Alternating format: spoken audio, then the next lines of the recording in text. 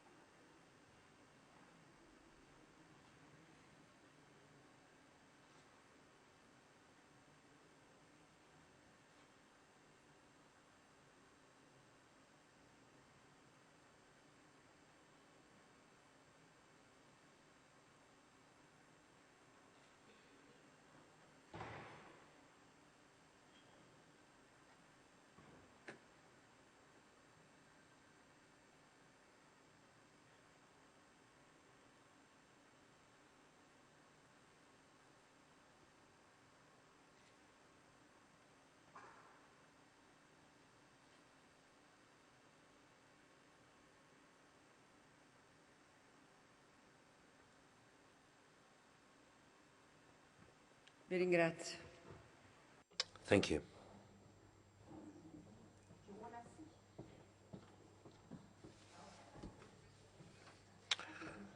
In this connection, I sent to all of you a draft declaration on strengthening rescue operations in the Mediterranean, which is open for signatures.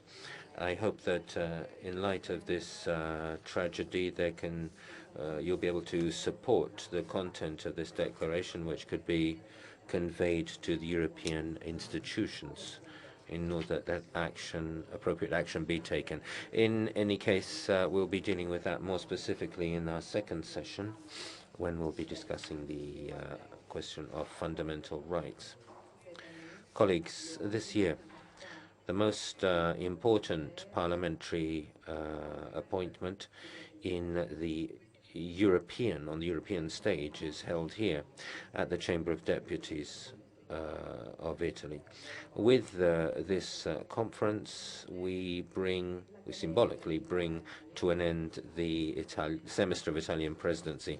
Our colleague Ghinara Mieze, President of the Saima, will later be able to outline the priorities of the Latvian presidency. Continuing on from the issues which were dealt with during the meetings held in Rome during the semester of Italian presidency, in defining the agenda for our conference, we decided to focus on a number of specific themes. The choice of themes are aligned to the very special phase which is being experienced by Europe. In identifying the subjects to deal with, we were driven by the conviction that the amount and importance of the issues which Europe currently has to deal with not only justifies but actually requires an active role of parliaments.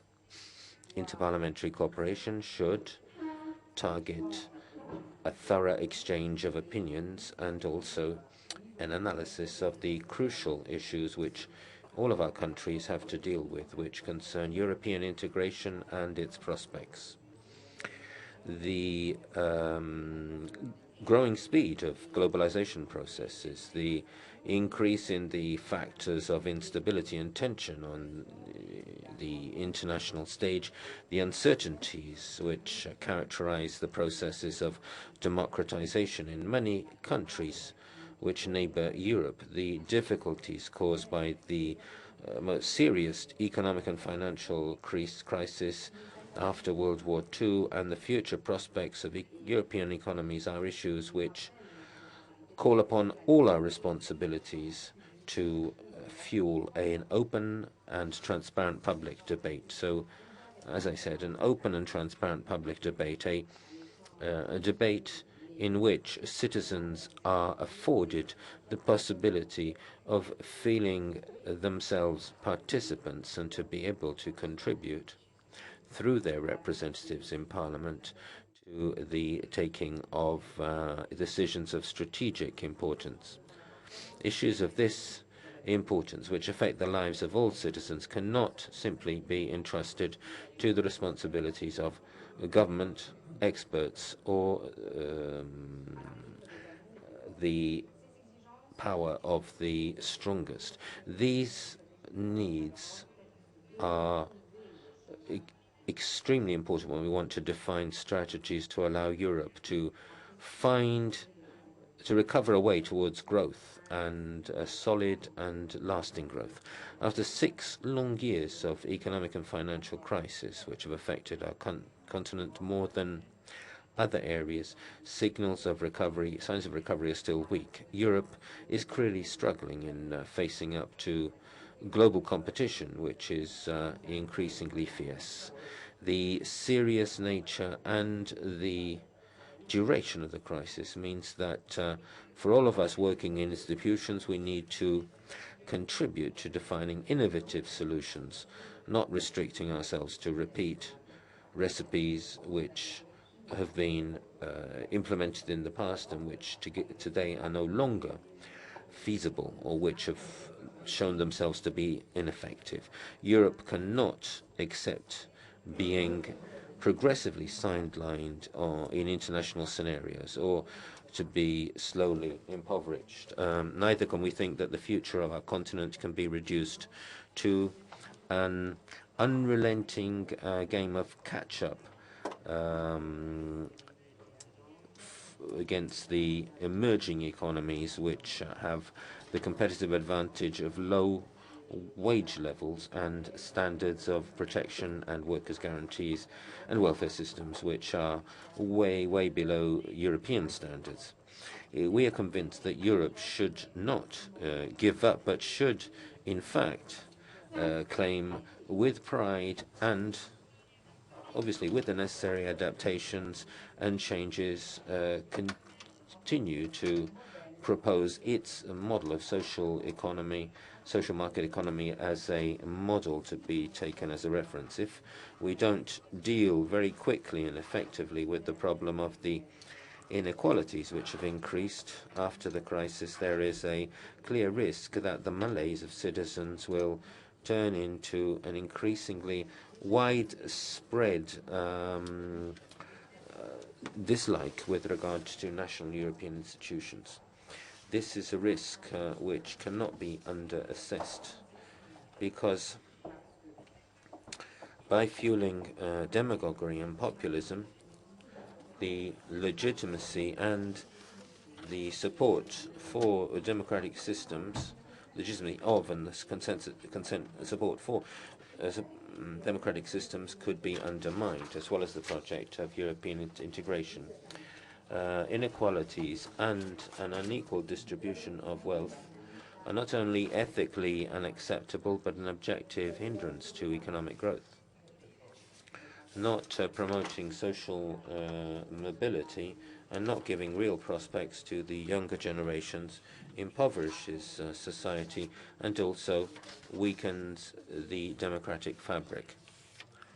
The knowledge available and the rapidity of technological development afford opportunities which were unimaginable up to a short time ago. We must be able to exploit them, focusing on innovation, research, know-how, training, and the training of our human resources. Similar considerations apply to the second session of our conference, which we've entitled The Continent of Fundamental Rights, the Europe of Freedom, the Europe of Solidarity and of Security. In this case, too, we started from the conviction that Europe must, in all fora, and proclaim this to its citizens, that its experience is exemplary with regard to the safeguard of fundamental rights and human dignity.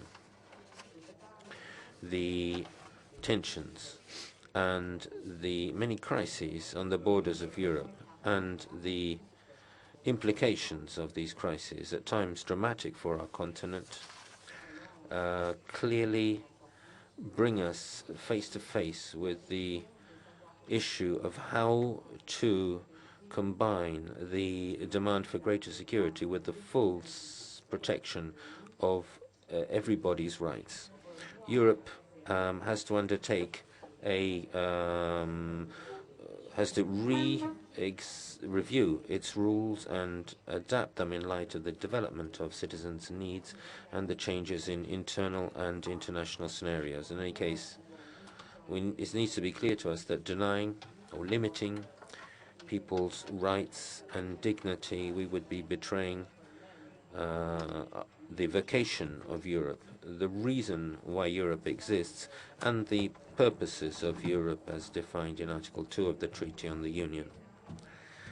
These goals are also reflected in the theme of the third session, which specifically concerns European Union parliaments in negotiations on international treaties.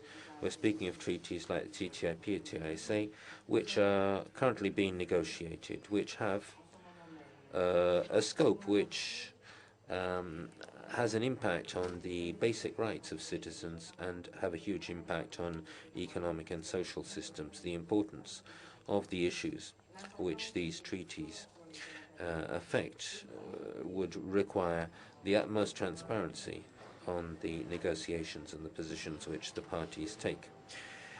Decisions which affect the lives of all citizens and business should not be restricted to narrow circles without an ongoing update on the state of the process, but require the utmost transparency and a public debate. Claiming an active role of parliaments in these areas means strengthening democracy and the rule of law. Thank you.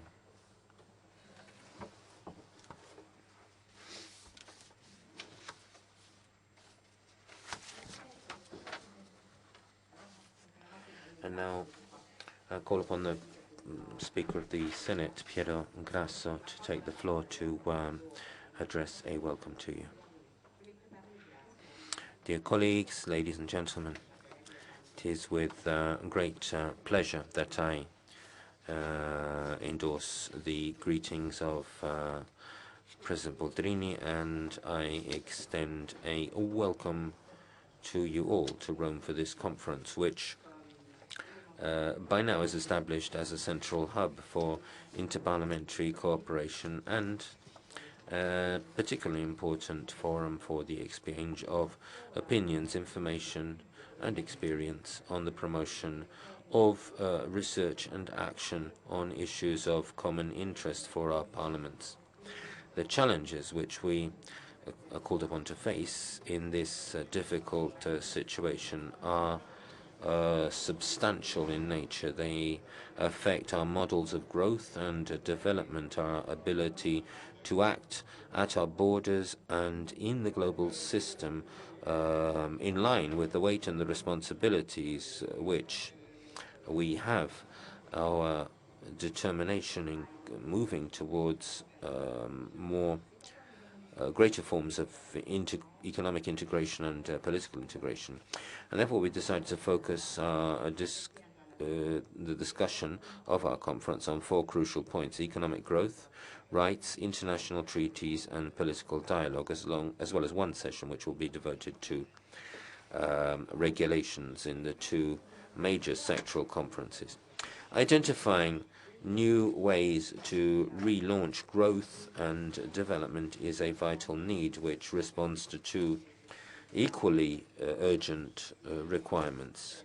combating the long-lasting effects of the crisis on our industrial and economic systems, the level of employment and the everyday lives of the citizens in the Union, and combating the lack of confidence which has spread in recent times with regard to institutions and the European project, has been shown by the growth of populist political forces and movements and anti-European movements. The first common responses to the economic and financial crisis have led to lasting and important effects. What I'm referring to is the strengthening of governance instruments, having both a preventative and a corrective action in the cycle of the European economic semester, and the right emphasis placed on structural reforms which all member states are called upon to undertake to consolidate their public finances, and the establishment of the banking union, thanks to which at last conditions have been put in place to avoid that excess private debt can undermine the financial stability of the Eurozone. While it is indispensable to follow the path which has been established by the six-pack and the two-pack and the fiscal compact, it is equally necessary to identify new and original responses which can relaunch and deeply modernize the European growth model in order to achieve greater competitiveness on the international market. The issue of rights and negotiations on international treaties, which will be the focus of the second and third sessions of our meeting, are closely connected to a reflection on the relaunching of the European Union as a model of balanced growth and a global actor. The economic crisis has placed center stage the need to consolidate and guarantee the subjective rights which are embodied in the treaties and the European Charter of Fundamental Rights, which are at the heart of European history. I'm thinking of the right to work in Article 15 of the Charter, and the rights listed under the heading Solidarity in Section 4 of the Charter.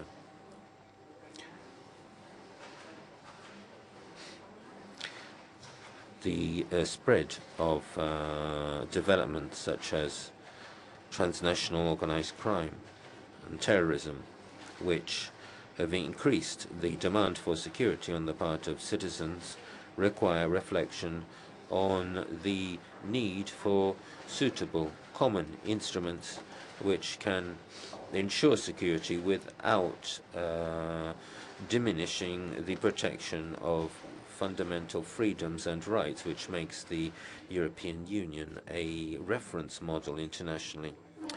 Similar comments can apply to the negotiations on international treaties underway. President Boldrini has already mentioned these. First of all, the TTIP, this agreement, and the agreement as the one negotiated with Canada, CATA, or the Treaty on the Exchange of Services between 23 members of the WTO. All have extensive and potentially deep impacts on the production systems and the growth prospects of European economies, but also on the rights and freedoms of citizens and companies. This is, we believe that this is something, the concern for this, what needs to be at the heart of our work is the common pursuit of the best ways in which the institutions which we preside over can contribute to strengthen, legitimize, and make more transparent and closer to people the decision-making processes of the Union. In this connection, the choices we are called upon to undertake with regard to the regulation of the interparliamentary cooperation on the CFSP and the Common Defence and Security Policy and the regulation for the Interparliamentary Conference under Article 13 of the Fiscal Compact are passages of great importance. The two conferences increasingly are becoming essential fora for debate and exchange on issues which are extremely sensitive and complex and which are important for the continuation of the European project. So it's very important to regulate their workings on the basis of formulas which respect the independent decision-making of individual parliaments, which has been consolidated in years of interparliamentary cooperation. Our conference will end with a session on the strengthening of political dialogue, a process which has been consolidated over time and which, in my opinion, represents the hinge in the interaction between national parliaments and union institutions, and an opportunity to provide input to the Commission and the European Parliament. Dear colleagues, I'm sure that thanks to the contributions of the eminent speakers who will be opening the various sessions and the input of all of you, this conference will be able to present important points for thought and valuable items on which to base our future cooperation. Thank you again for being here, and I wish you a very positive meeting.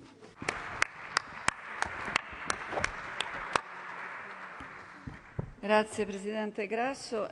Thank you, President Grasso. Now that we've completed this introductory phase, I would suggest, unless there's any objection, to consider adopted the agenda of the meeting as shown in the documents which have been circulated to you. Are there any objections? I see a hand raised. Unfortunately, I can't read your card from here. Perhaps somebody can. Netherlands. Yeah, please. Grazie. Thank you very much. You're talking about the adoption of the agenda. Could you please stand up and move the microphone so we can hear you better? If you take up the microphone, yes, strong. Is it okay like this? An assistant is coming to do it. Otherwise, it's difficult to hear you. Okay. Just a sec. Oh, like yes, this. That's a secret. Oh, thank you very much. You're talking about the adoption of the agenda, and I would like to propose a change to the agenda. I propose to remove from the agenda the first part of session 4, discussion and possible adoption of the rules of procedure under Article 13 of the Treaty on Stability, Coordination and Governance in the Economic and Monetary Union. First of all, we did not receive a document with a proposal on this item. And secondly, we understand that there are still amendments on these rules of procedure circulating. We propose that the conference itself finishes the discussion on these rules of procedure and that we put the rules on the agenda of our next meeting in Luxembourg for final acceptance. I understand that a number of parliaments think likewise on this subject. There is no document on the second part of the session, rules of procedures of the procedure of the conference for the CFSP and the CSDP, but we understand that this conference has reached consensus on the adaptation of the rules of procedure. So my proposal sees to the removal of the first part of session 4. Thank you very much. Okay, thank you. Thank you. Also the UK. And then the European Parliament. Push the button, please. Yes. That's it. Thank you, Madam President. The UK delegation has some concerns similar to those of our Dutch colleagues. We have concerns about this conference adopting rules of procedure for other conferences. And I think that raises an important underlying issue of what is the role of speakers here. I would suggest that speakers can quite properly take note and discuss issues that are proving difficult in order to offer guidance, but should go no further. We would be interested to hear other delegations' thoughts about how far this conference should go in laying down rules of procedure for other independent conferences. Thank you, Madam President. Yes, thank you very much. The Vice President of the European Parliament. Presidente, io condivido. Madam President, the European Parliament agrees with the position which has been set out by the Italian presidency because it's fully in line with what was decided in Nicosia and which was contained in the text of the document approved under point 11, where it's explicitly stated that the decision must be taken by the Conference of Speakers. So the decision has already been taken that this item be discussed in this session, and the agenda is only reflecting a decision which has already been adopted. Thank you, President Taviani. Are there any other requests for the floor? President Lammert.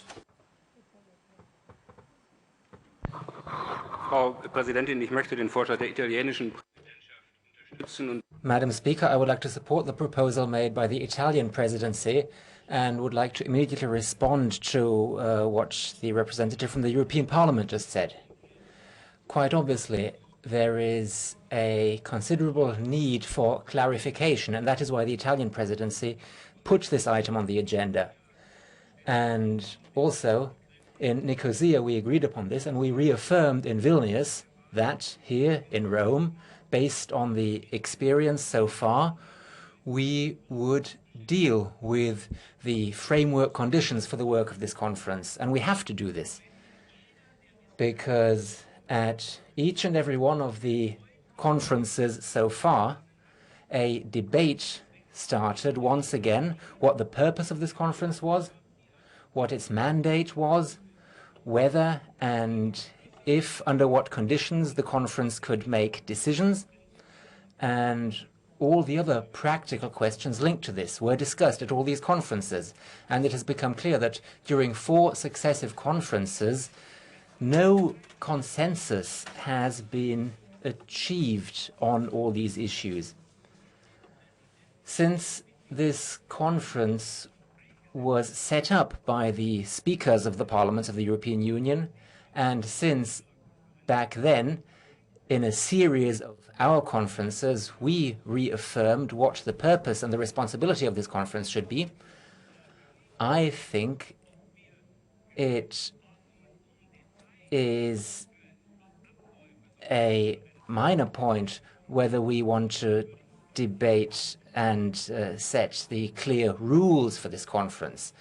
But the basic principles for the composition and the working conditions of this conference, these are things that have to be clarified by the speakers of the parliaments involved. And if on Tuesday morning we could agree on a few very fundamental principles here, I think this would be of extreme importance for the future work of this conference.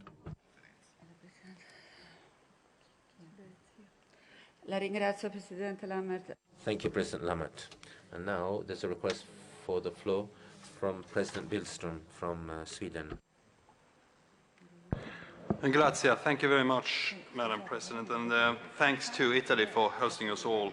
On behalf of the Swedish delegation, I would like to reiterate what my colleagues from the Netherlands and the UK has already said about the adoption of the agenda. Sweden is not in favor of this, and we would prefer a discussion instead of a formal adoption. Thank you very much. Sì, grazie. Yes, thank you. Are there any other requests for the floor? The representative of Poland. Sì. Szanowna Pani Przewodnicząca, Szanowni Państwo, w imieniu Sejmu Polskiego popieramy propozycję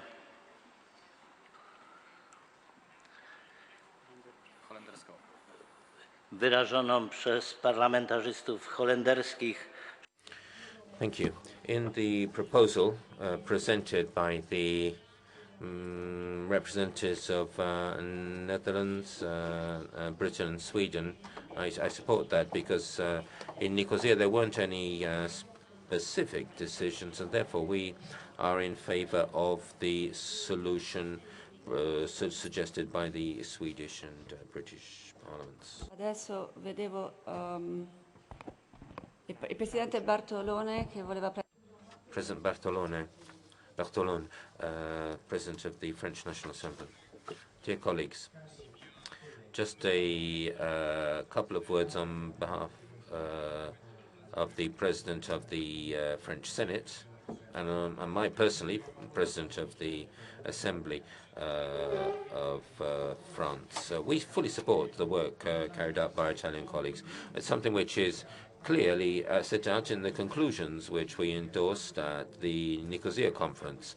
Article 11 said the President of the Conference suggests that a review of these arrangements for the conference be carried out and that the conclusions of the review be presented to the Conference of Speakers of European Parliaments by the presidency in 2015. I think that if we couldn't deal with this today, it would be a terrible failure for speakers of parliament, as we are. And we cannot, as we did in Vilnius, continue to postpone these for every time and fail to reach a conclusion. From the words of the President of the Italian Chamber and the President of the Senate, we have heard that we need a clearer and better integration in the European Union. And if we can't come together and decide on an issue of this kind, the essential issue of understanding what the real role of the representative of peoples is in the construction of the European framework, and particularly on an issue of such importance. La ringrazio, Presidente. Thank you, President. President Di Bartolomeo from Luxembourg has now asked for the floor. La Présidente, après Thank you very much. We have this interesting sequence, Bartolon and Di Bartolomeo. I would like to agree with the comments just made by my colleague Mr. Bartolon, i.e. I am in favor of keeping this item on our agenda. Obviously, it would be important for us to understand that we're not going to be able to establish all the details of the matter, but we have to look at the guidelines, and under Article 13 we will obviously have to consider our position as that of a sort of second reading. I think we have the possibility of setting the guidelines. That is our role. Sì, allora, se non... Thank you. If there are no further requests for the floor. Yes, please. I cannot see who has requested the floor. Finland. Ireland. My apologies. We can't see very well from where we're sitting. Thank you. Madam President, Ireland would support the position outlined by previous speakers from the Netherlands, UK and Sweden. We do not consider that it's appropriate for speakers to concern themselves with the rules of procedure for other conferences. I would respectfully suggest to my colleagues from the European Parliament that the only function given to speakers under the Nicosia conclusions was to review the arrangements. The rules should be adopted at the Luxembourg conference later this year.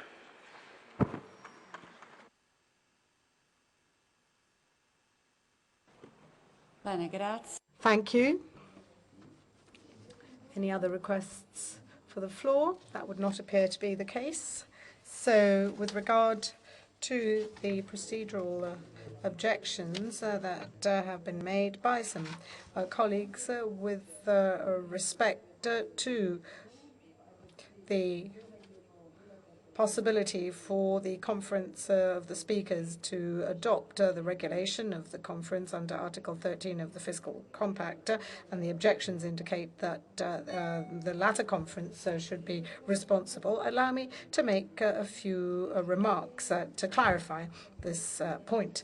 In terms of substance, the Conference of the Speakers for the third time is required to address for the third time matters pertaining to rules of procedure after the meetings in Nicosia and Vilnius, in the course of which indications had already been provided on the different organizational profiles of the conference under Article 13. The Italian presidency would have preferred to see the conference under Article 13 to adopt directly its rules of procedures, so that the Conference of the Speakers could have simply ratified it. However, the conference under Article 13 has already met 4 times, dear colleagues, and this notwithstanding, despite 18 months of negotiations, it has failed to reach any form of agreement whatsoever.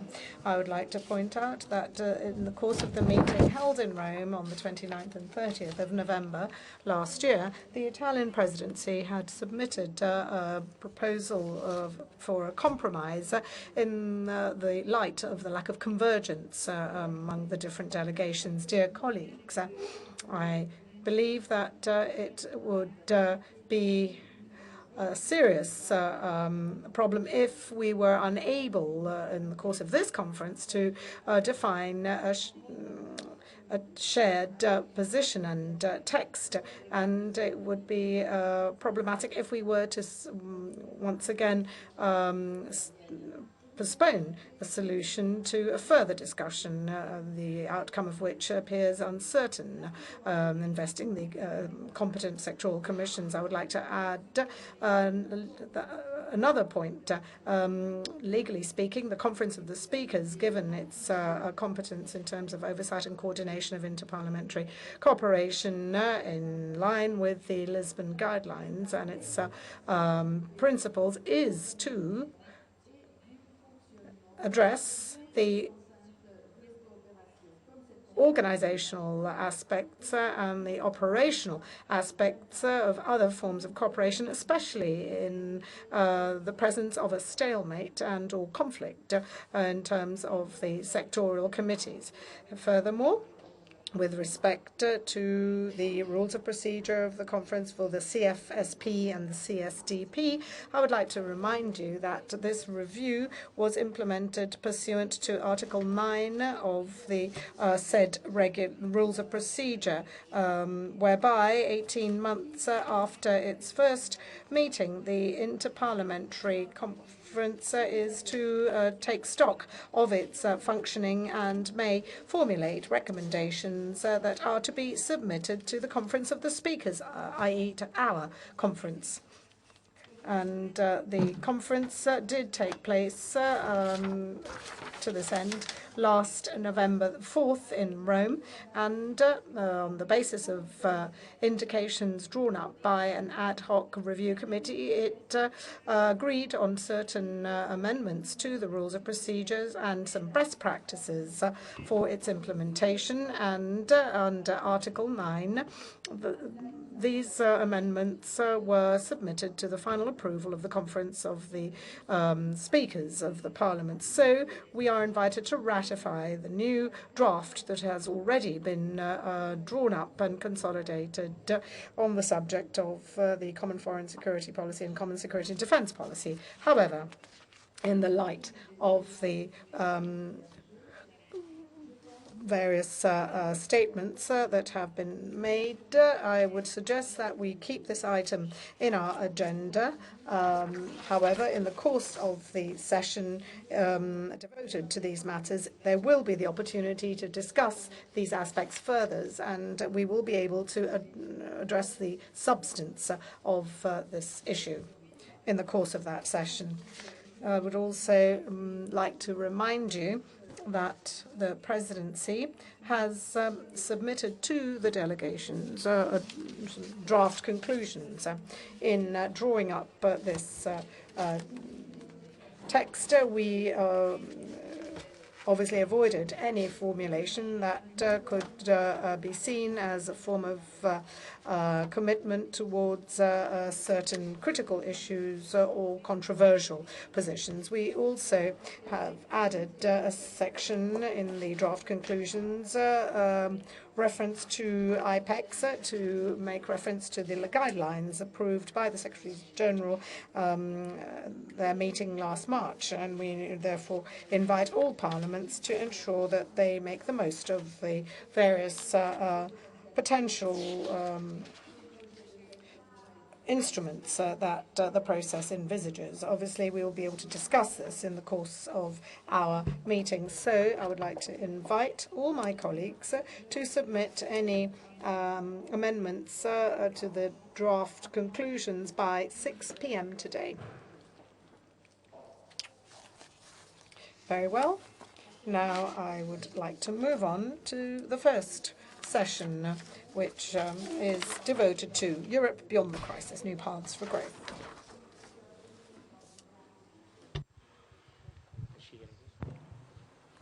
Allora,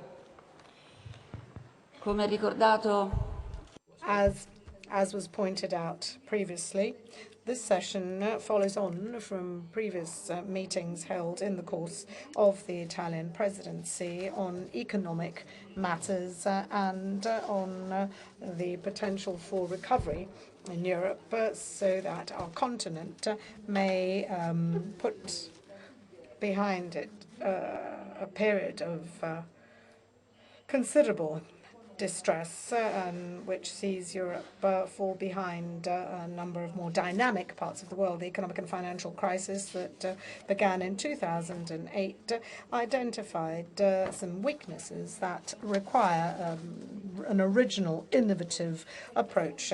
We need to avoid following approaches that have already failed in the past.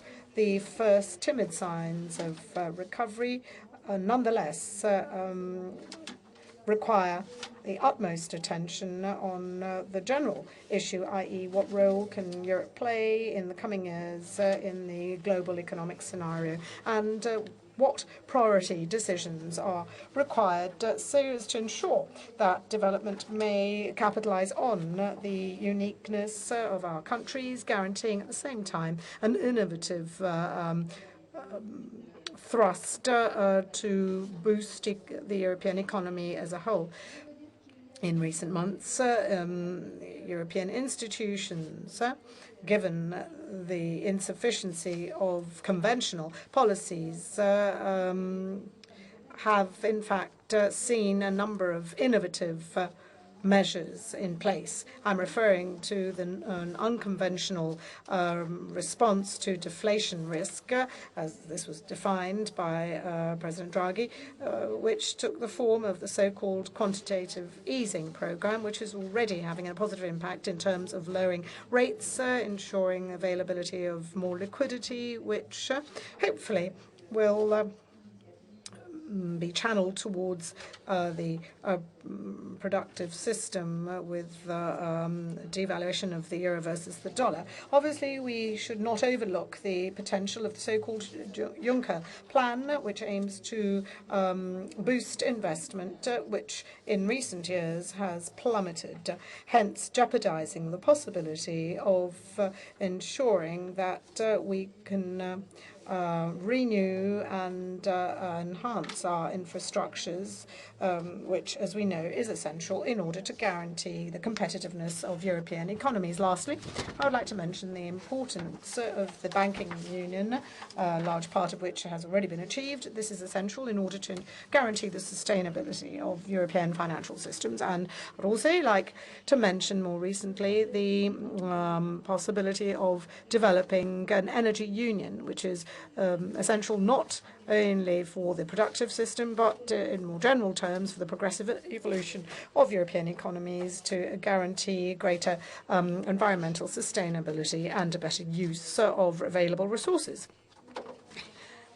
It would be sterile if we were to think that we can act alone, or worse, promoting competition between individual countries. Competition, given growing globalization, requires a scale that goes beyond that of individual member states, including the strongest. We have to take a European-wide approach, whilst, of course, respecting the uniqueness of the different parts of Europe.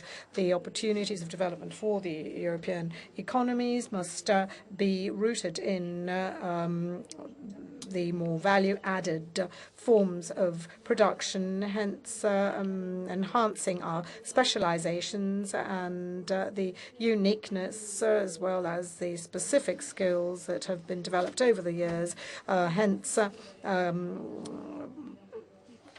ensuring that we can exploit to the full innovation and investment to organize economic activities and civil life in a new fashion, also bearing in mind the need to reduce the impact of waste and consumption of commodities. We know that there are great opportunities from an economic point of view.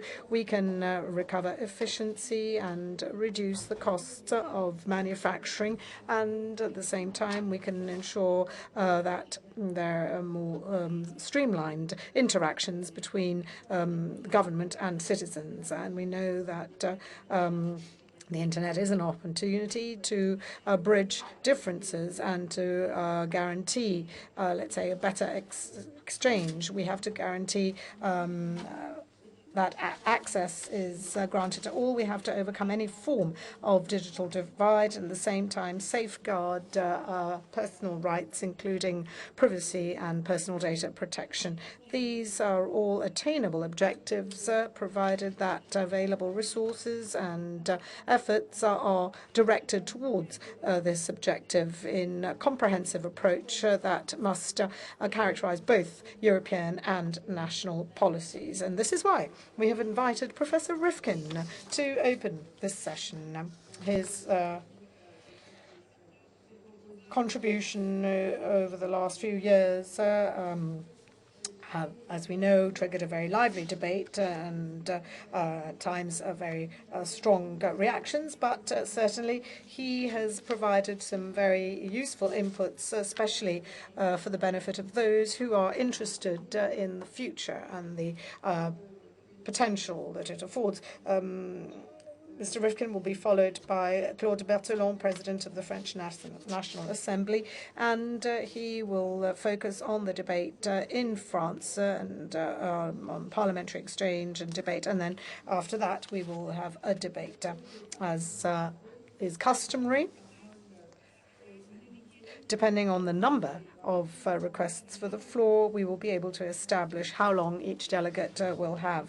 So all those colleagues wishing to take the floor, if they have not done so already, are invited to fill in the forms that you received with your folders. So now I would like to call on Professor Jeremy Rifkin, founder and president of the Foundation of Economic Trends. His presentation will be a bit longer than is the case for the other speakers, and I'm sure that you would agree that this is a particularly important opportunity for us. So over to Professor Rifkin. Welcome to Rome. I give you the floor.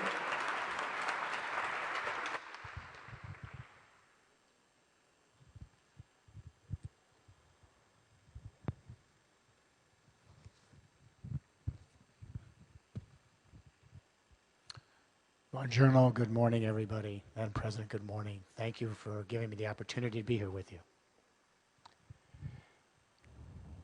GDP is slowing all over the European Union, all over the world. Productivity is slowing all over the European Union, all over the world. Unemployment is high in the European Union and all over the world. What do? In the last 50 years, the EU has owed its success to a series of bold economic, social, and political initiatives that at each stage has taken Europe into a new journey. It started with the coal and steel community and the Euratom project to create an economic space. The Maastricht Treaty created a political union.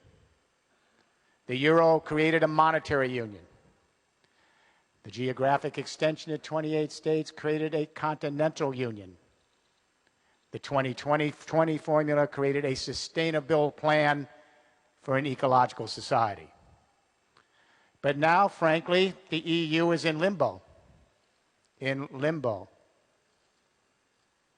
What's required now is a new vision for the European Union that can take us on the next stage of the European journey, and that vision is now unfolding.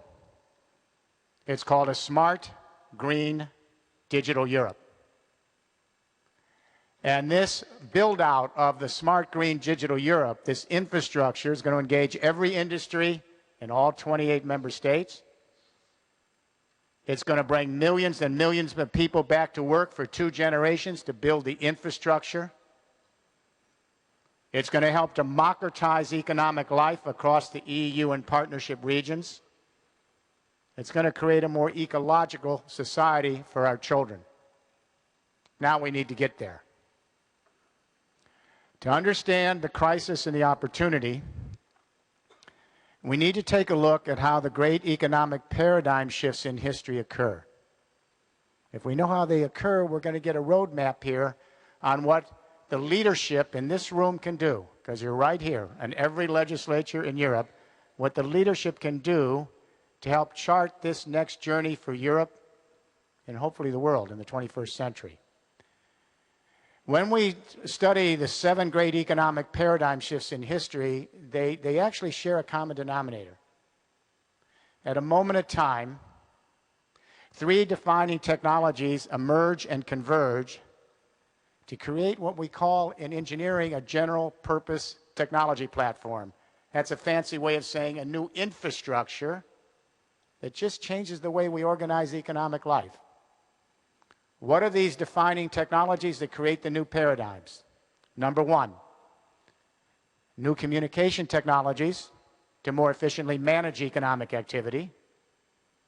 Number 2, new sources of energy to more efficiently power economic activity. And number 3, new modes of transportation to more efficiently move economic activity. If you look at all the value chains of the 7 great economic paradigms in history, it's the ability to create new technologies to manage, power, and move economic life across the value changes. That changes the equation. It makes a new world. Let me give you an example. You have to sit down with a photographer. You have to go in the back. Sorry, I'm used to a classroom. 19th century Britain, first industrial revolution. The Brits took us from manual printing to steam power printing. Big leap forward in communication. Then they introduced the telegraph.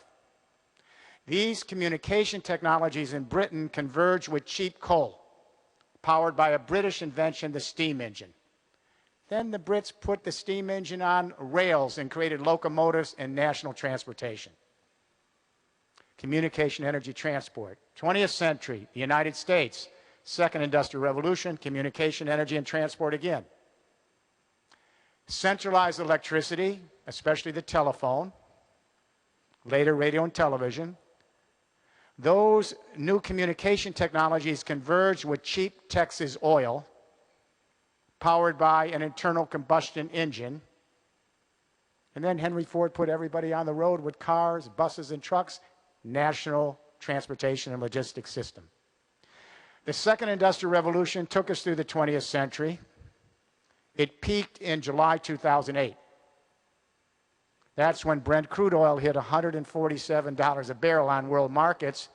And when that happened, the prices for everything we purchase became so prohibitive that purchasing power shut down in every country that month.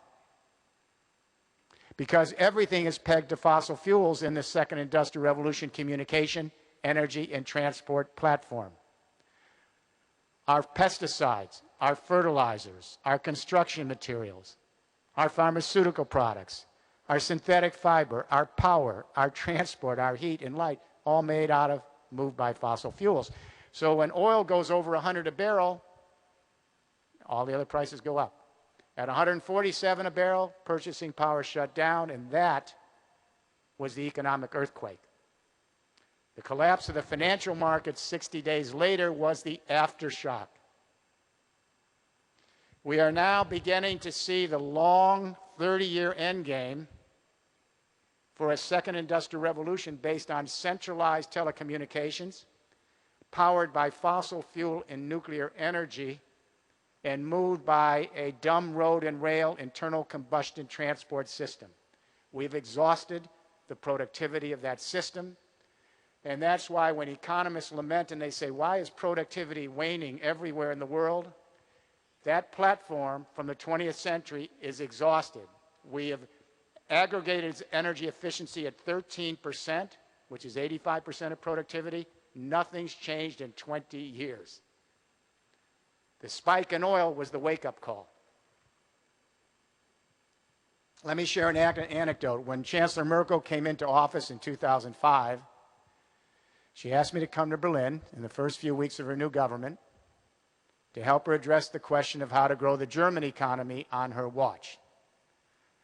When I got to Berlin, the first question I asked the Chancellor is, Madam Chancellor, how do you grow the German economy or the European economy or the global economy in the last stages of a great energy era where the technologies based on those energies have exhausted their productivity?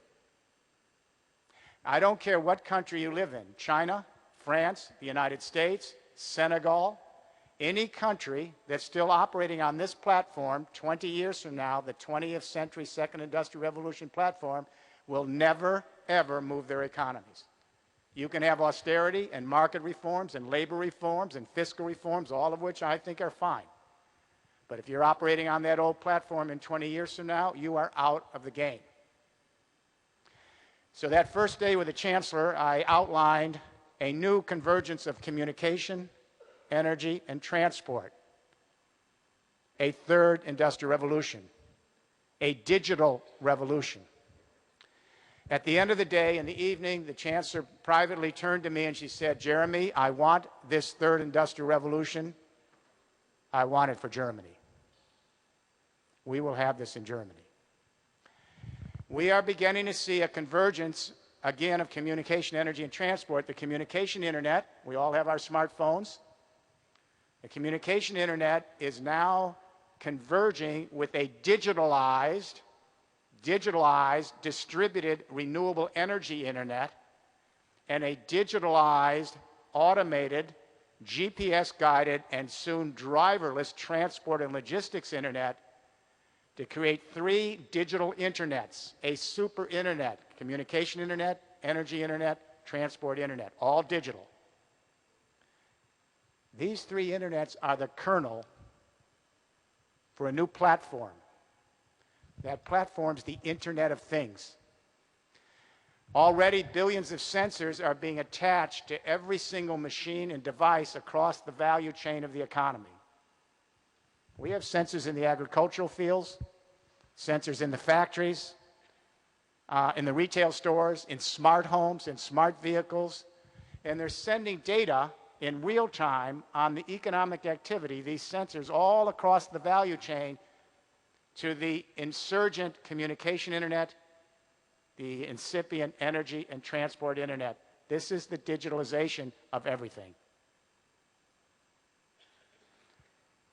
By 2030, we will have 100 trillion sensors connecting every machine so they can talk to every other machine and every other human being to help us more efficiently manage, power, move economic activity, communication, energy, transport. On the upside here, this is a huge leap forward for the human race.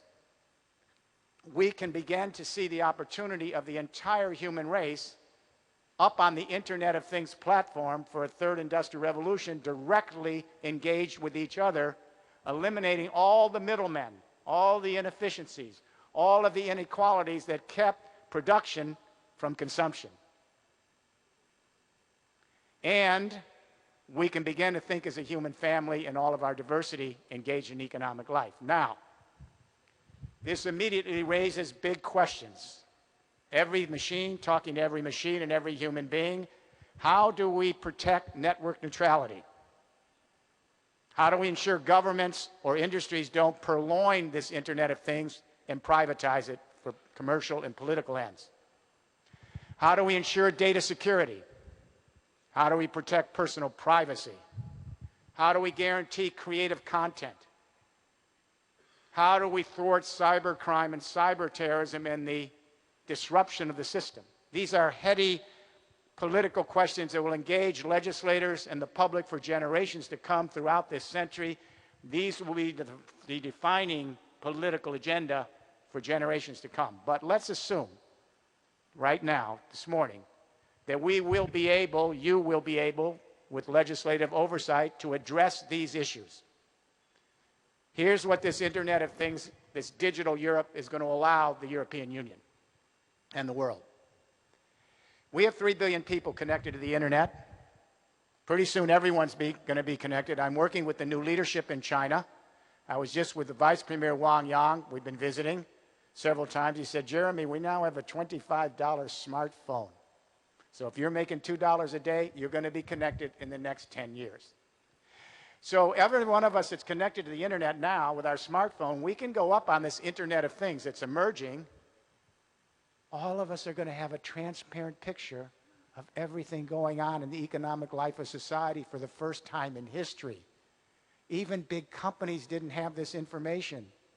This democratizes the playing field.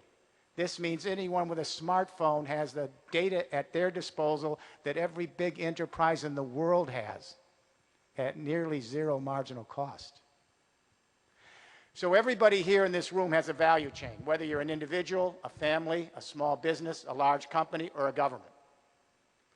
What that means is all day long in our value chain, we're marshaling economic activity, we're moving it around, we're helping produce goods and services, we're consuming economic activity, we're recycling it. That's the value chains.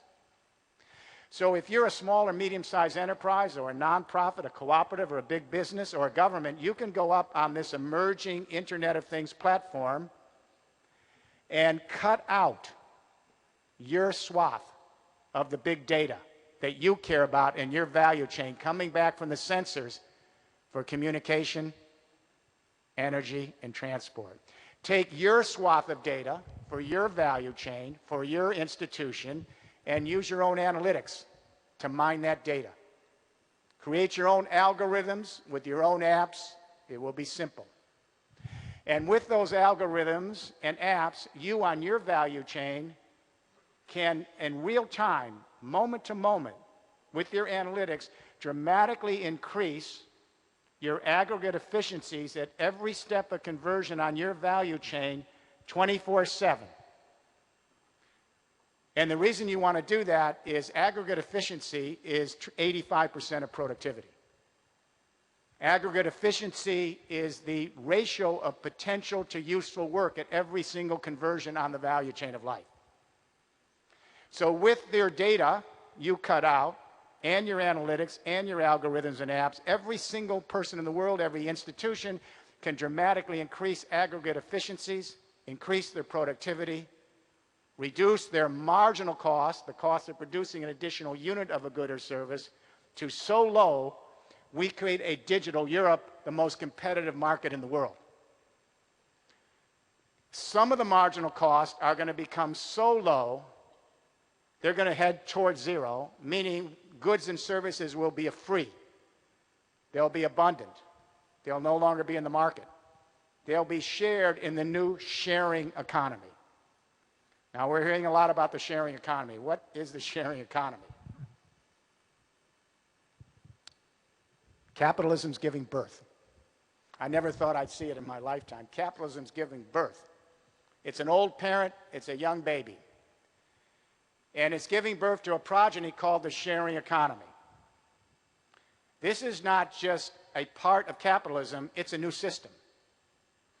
It's the first new economic system to enter onto the world stage since capitalism and socialism in the 19th century. So this sharing economy is young, it's unformed, but it's a remarkable historical departure. Now, in this case, the parent, capitalism, has to nurture this child, the sharing economy. It's its creature. It has to let it grow, develop, mature, find an identity. But if you're a parent, you know the child transforms the parent.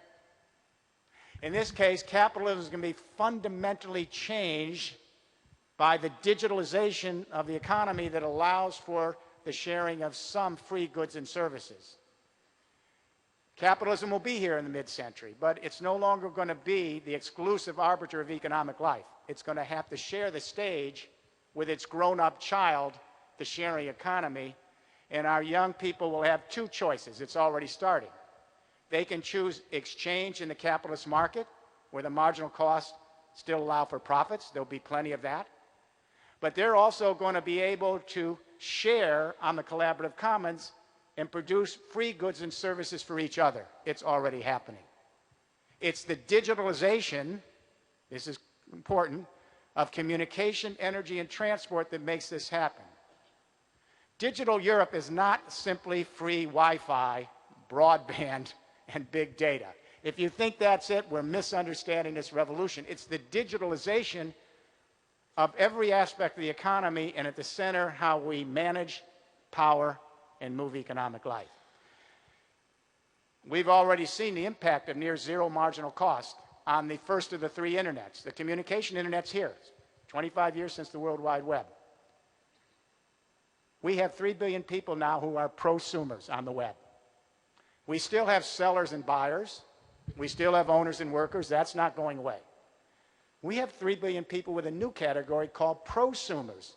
They are producing and sharing on the World Wide Web goods and services for each other at near zero marginal cost for free. They've left the market. Right now, as I speak to you, there are millions of people on the web this morning who are producing and sharing their own music with everyone else at zero marginal cost. If you share your music with one person on the web or a billion, it's still near zero, the cost.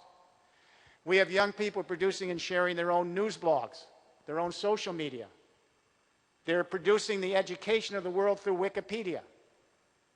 They're producing and sharing YouTube videos, no copyrights, with each other, creating new entertainment.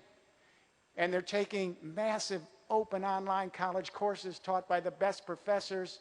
They're getting college credits, zero marginal cost. If you're a professor, $10,000 fixed cost for the video. Then if you send it to one student or a billion students, the cost is near zero. Some of the biggest vertically integrated industries of the 20th century have gone down in 15 years since Napster, file sharing Napster music. The music industry is a shadow of itself. Television has shrunk. All the kids are producing and sharing entertainment on YouTube. Newspapers and magazines have gone out of business. I'm in book publishing, 45 years.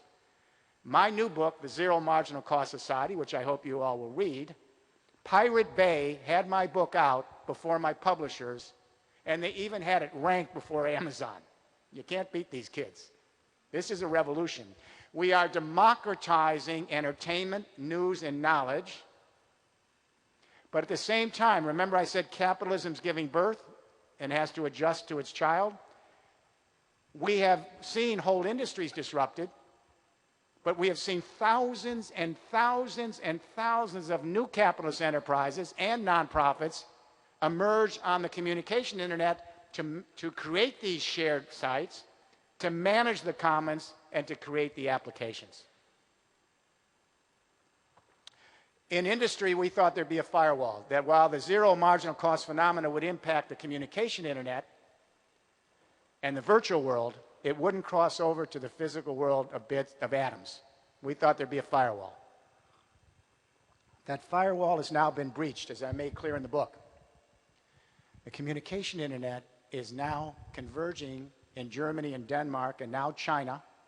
In the last 12 months, China has now followed the lead of Germany.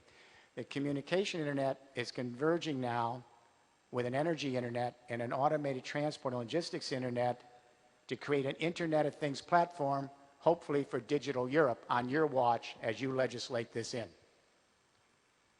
We now have broken the firewall, and we now see in Germany millions of people who are producing their own green electricity right now at near zero marginal cost.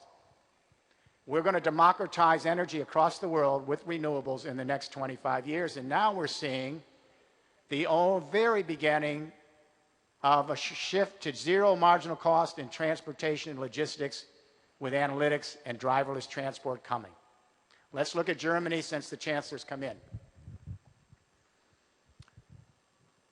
Germany is now 27% solar and wind electricity. It'll be 35% solar and wind electricity before 2020. It will be 100% all renewable energy by 2040. Why? It's the fixed cost here. The fixed cost of your solar panels and your wind turbines and your geothermal heat pumps. The solar and wind technologies have been on an exponential curve for 20 years. People just don't know about it, just like computing. Now, I'm by far the oldest human being in this room. I'm a World War II baby, and when I was a kid, computers cost millions of dollars.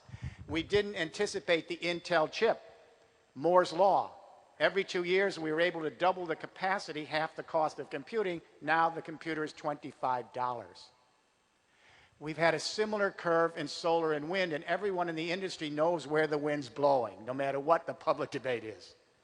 A solar watt, one solar watt, cost $78 to generate in 1977. $78 for the watt. It's 36 cents this morning. It's heading to zero. It's on an exponential curve.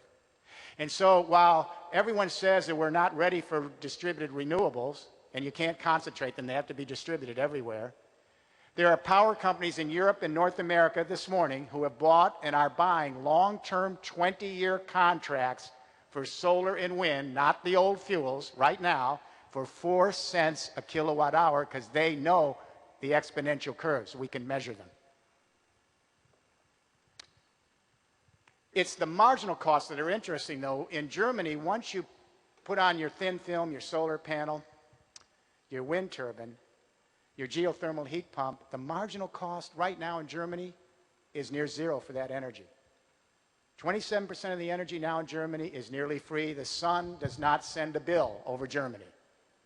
The wind is not sending a bill over Germany.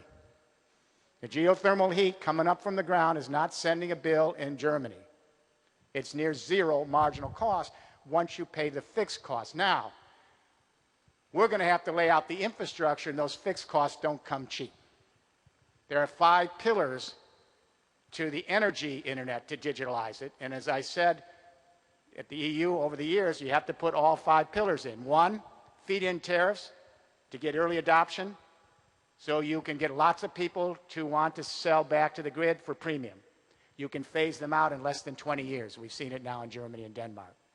Pillar 2, you have to retrofit all your buildings, homes, offices, and factories to make them efficient before you put the technologies on. Because if you turn them into micro power plants and the buildings are leaking, you get nothing.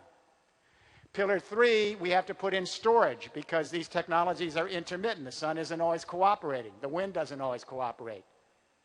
The storage is there, it just hasn't been incentivized in scale. We have hydrogen, advanced batteries, capacitors, water pumping. We have them all. We have to incentivize them.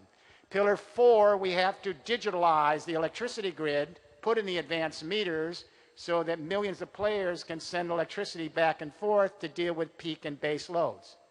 Pillar 5, we have to put in millions of charging stations. Wherever there's a parking meter, a charging station. Plug in your vehicle to the grid, electric and fuel cell, get electricity, or sell yours back.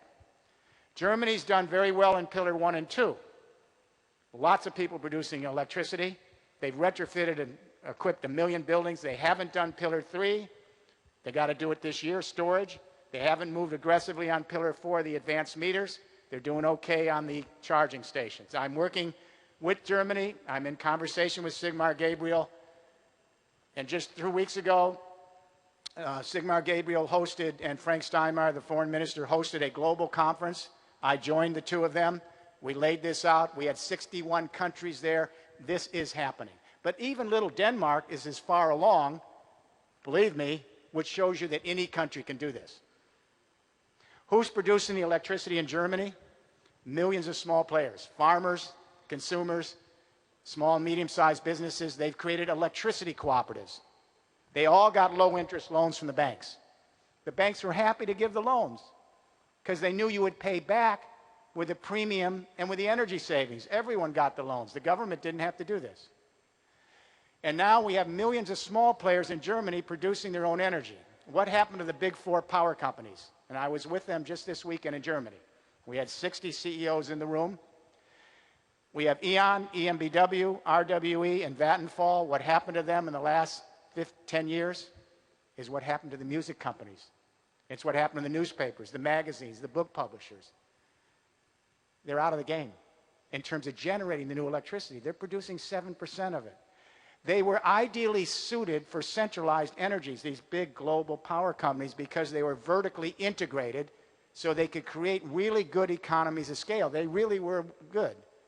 But the new energies are designed to be ubiquitous, but they fall in small amounts everywhere. The sun, the wind, the geothermal heat. They actually favor small cooperatives, electricity cooperatives, who can scale millions of small players, and the amount of energy you get distributed dwarfs little teeny nuclear power plants, little teeny coal-fired power plants, when millions of small players are generating, storing, and moving electricity. This is the democratization of energy. This is power to the people.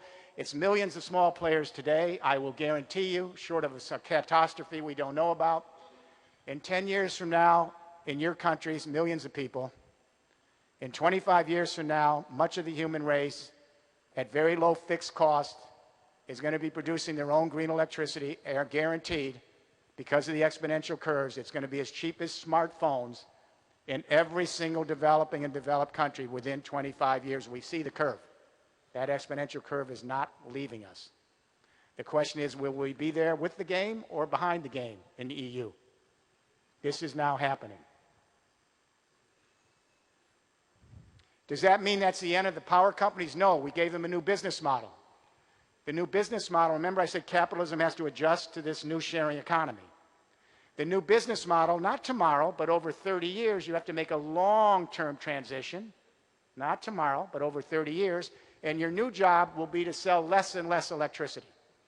You'll make more money by selling less electricity. The electricity companies will create partnerships with thousands of institutions, homes, offices, factories, and they will manage the data and the analytics of everybody's value chain. And the electricity companies will use that data and analytics to create algorithms for thousands of institutions to help them increase their efficiencies across their value chain, increase their productivity, reduce their marginal cost, and guess what? Those thousands of institutions will share their productivity gains back with the power company. It's called performance contracting. E.ON's moving that way. And I should say in France, where my global team is now doing, some of you know, the layout for Nord-Pas-de-Calais, the industrial region of France. It's 4 billion euros a year, 20 years. EDF has joined us. ERDF has joined us. GRDF has joined us. All the major French companies have joined us. They're not leaving the second industrial revolution, but they're beginning to create the portfolio for the third industrial revolution. It's digital Europe. Communication. Now we digitalize energy. And finally, we digitalize transport. The car was the centerpiece of the second industrial revolution. We built the entire global economy based on the car. But the GPS guidance on the logistics transport internet has changed the game. Now young people with their smartphone can go up on the communication internet, and if they want an automobile, it switches them to GPS, transport and logistics, and they locate a driver within 90 seconds, and PayPal pays. The young generation's moving from ownership of vehicles to access to mobility. That's grandma and grandpa. Ownership are 2 cars sitting in the garage. Starting with the millennial parents and their children and grandchildren, they're never going to own cars again. You're going to see that curve go down over the next 30 years. Owning vehicles will be a hobby. And the reason they're doing this, it's more convenient, it's easier, it's cool, it's the digital generation, it's digitalizing transport. For every car shared, 15 cars are eliminated from production. Now, Larry Burns, some of you remember, was the executive vice president of General Motors till 5 years ago. He just did a study. It's in the book. He looked at a middle-sized city, Ann Arbor, Michigan, and said, we can eliminate 80% of the vehicles right now with the automated transport and logistics, car-sharing internet, the sharing economy. Now, think of what Larry Burns, former number 2 at GM, just said. 80% of the vehicles, we can get rid of them now with the new digitalized transport and logistics internet. We have 1 billion cars, buses, and trucks all over the world choking us in traffic. And they're the number 3 cause of climate change. Number 1 is buildings. Number 2, which no one seems to want to ever talk about, is beef production and consumption and agriculture, which is 1/3 of global warming. Even Al Gore won't bring up the subject. I don't even see it in legislatures. Number 2 is shameful, is agriculture, beef production and consumption. Number 3 is transport. If Larry Burns is correct, we're going to eliminate 80% of the vehicles over the next generation. The other 200 million vehicles will be electric. They'll be fuel cell. They'll be operating by near zero marginal cost renewable energy across continents. And they'll be driverless within 10 to 15 years on automated systems. Does that mean the end of the big car companies? No, but they have to change their model to accommodate the new child, the sharing economy. They're going to sell millions of automobiles in the next few years, but as that curve goes down, what's their new mission? They're going to erect and manage the automated transport and logistics internet. They're going to be the Facebooks and Googles of this, just like the power companies are going to manage the energy internet. And the way they'll make money is by helping manage the logistics across the system. If they don't do it, there's lots of other companies that would like to do it. The ICT companies will do it, or the electronics companies.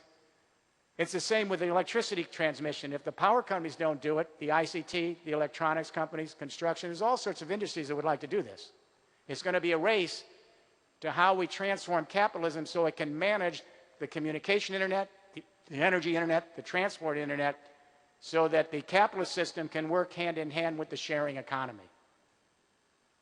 What does this mean for traditional industries?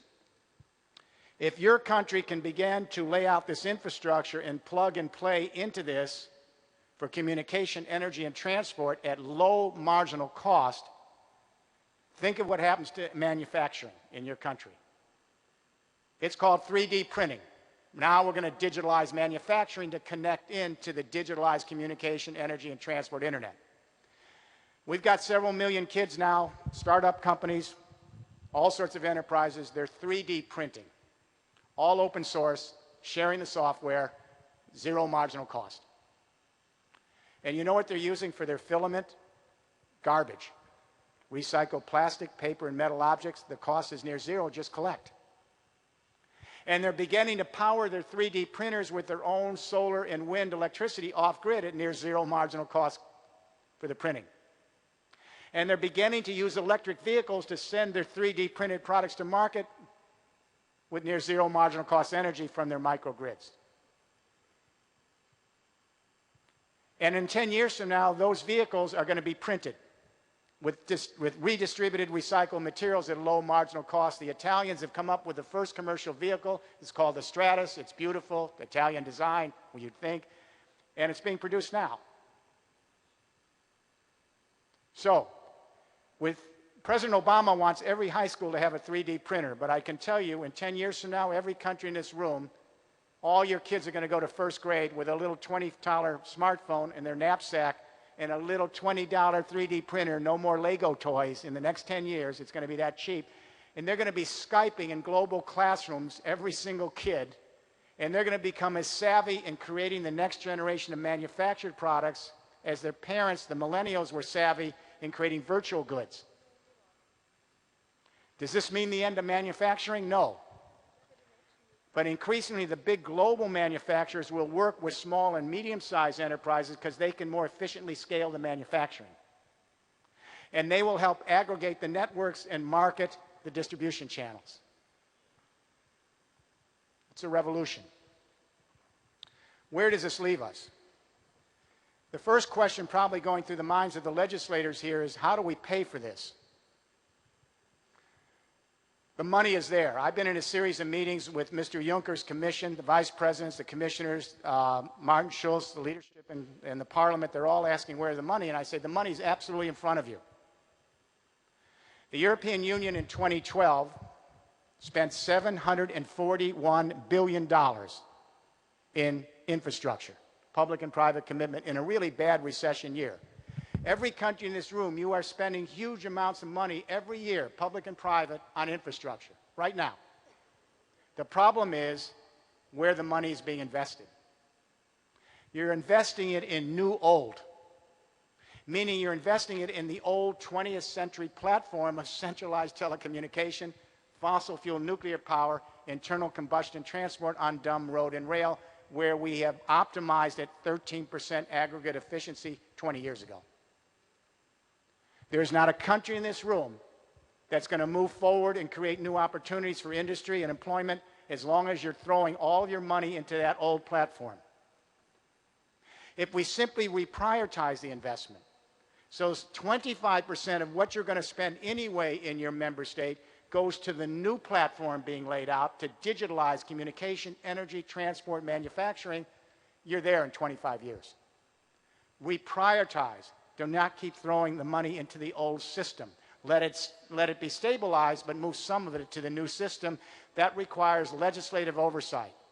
That requires codes, regulations, standards, and operability. That requires the legislatures in this room to take charge and lead, provide a roadmap for all of your communities across your countries in the EU.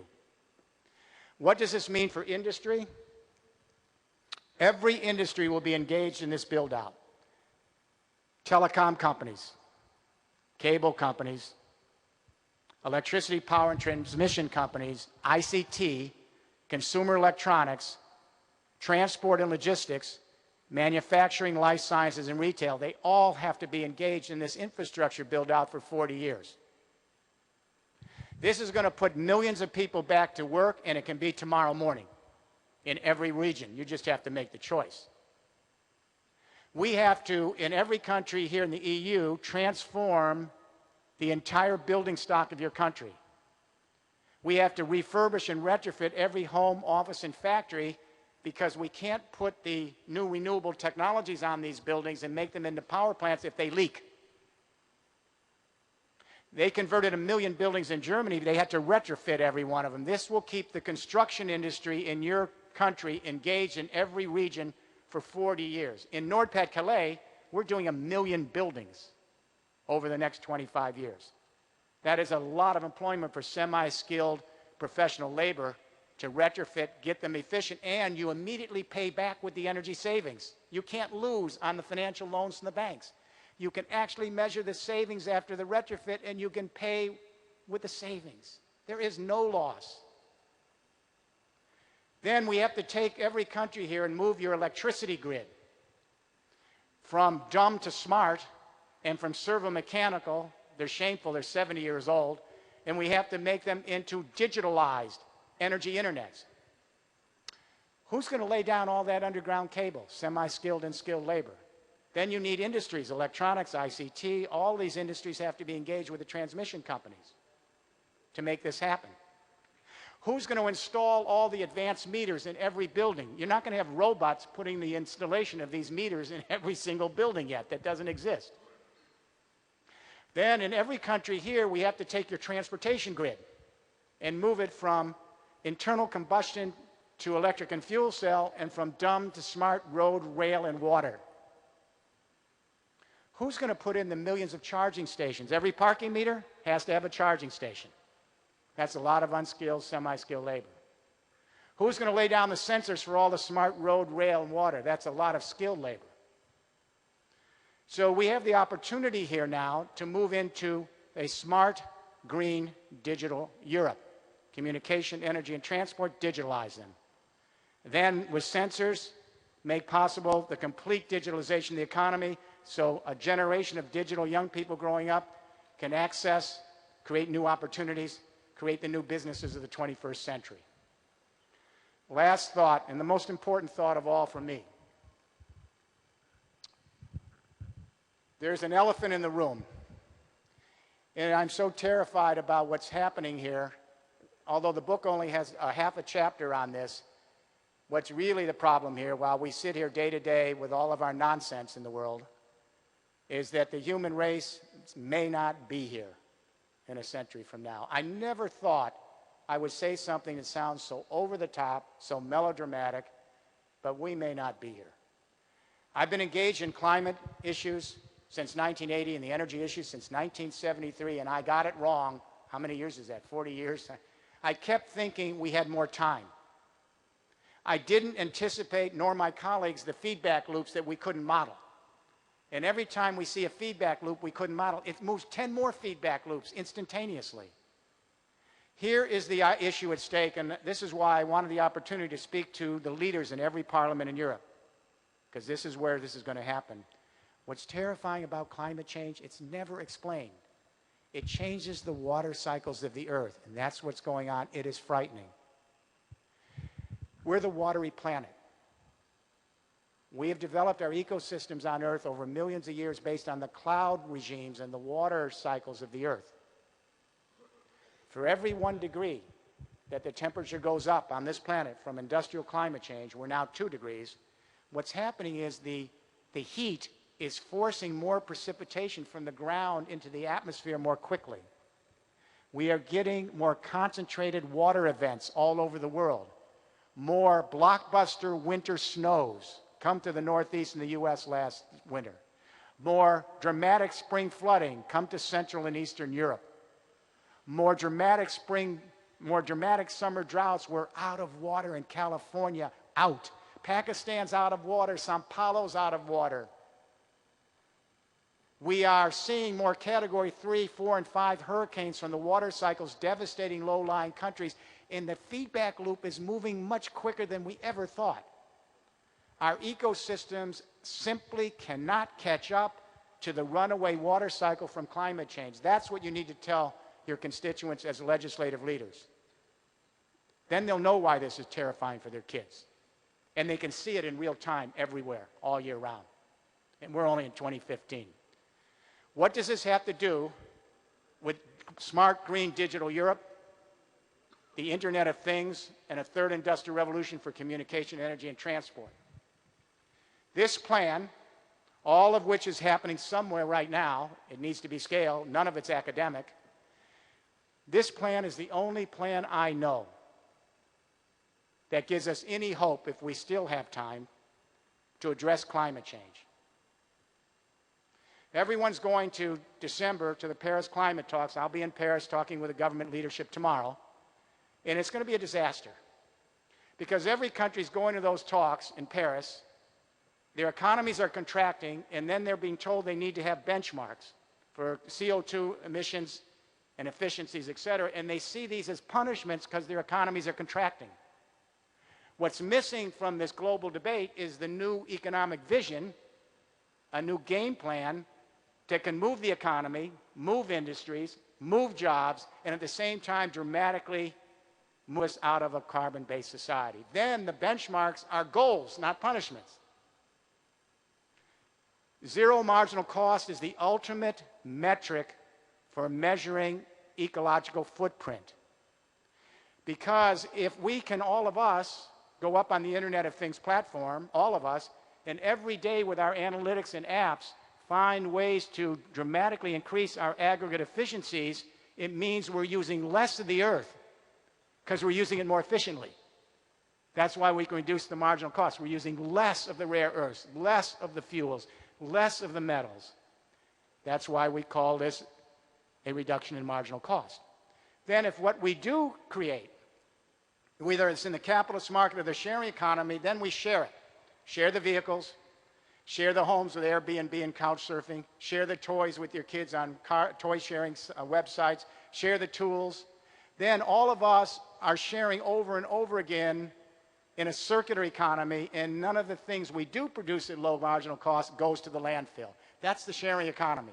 It's emerging in every country in the world, right now, this morning. So we have the opportunity now in Europe to do something. Here is the memorandum I prepared for President Juncker. You have it in your desk. It's 8,000 words. And it's a compilation of all the best practices of how we can do this. It isn't mine, it's all of yours from things that we've seen go on around Europe and the world.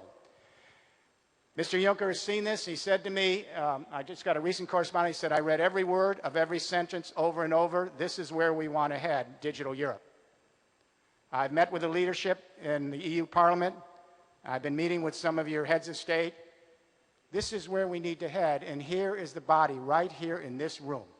I don't know how much to plead, but here are the legislative leaders in the 28 member states of this continental union. And I know it's difficult to think big vision and to lay out game plans because every day you have fires and fires to put out.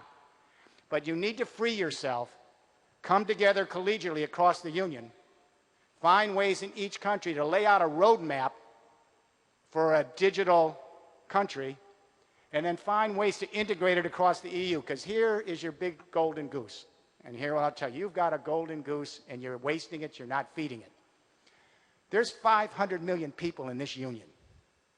There's 500 million additional people in your partnership regions in the Mediterranean, North Africa. That's 1 billion people. It's the biggest market in the world.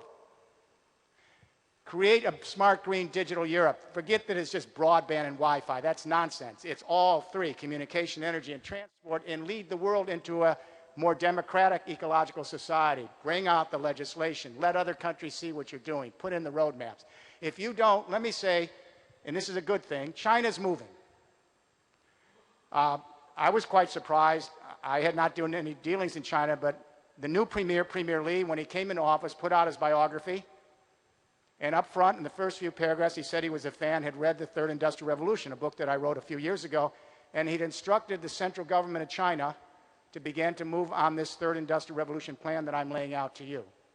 I've been there on official visits, spending time with the Vice Premier, the Reform Commission, and let me show you how fast China's moving to the German model.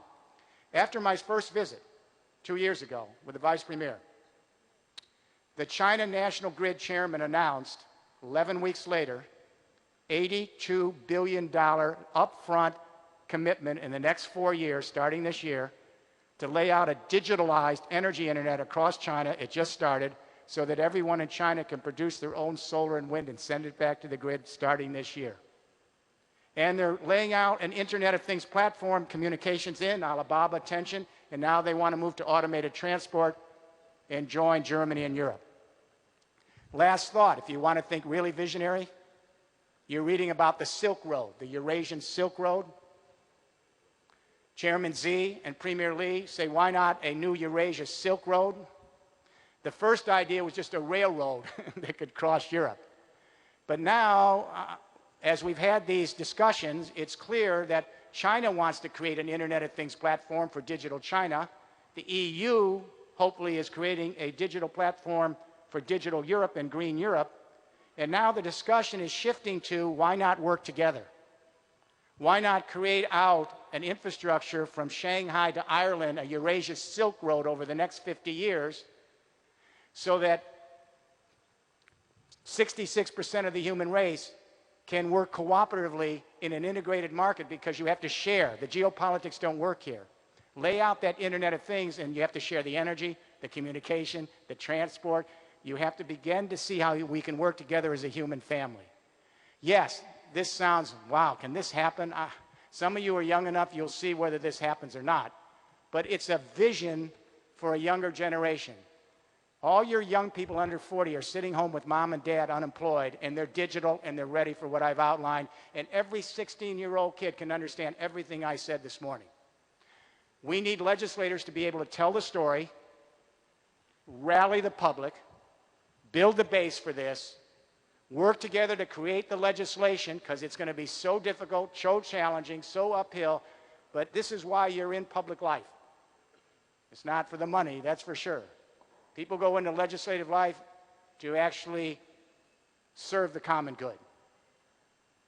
The common good now is saving the human race, giving new promise for our younger generation, taking the EU to the next stage of its journey, digital, smart, green Europe, and it's the legislative leaders in this room that will make this happen. Don't lose the opportunity, don't lose the decade. Thank you for allowing me to spend some time with you.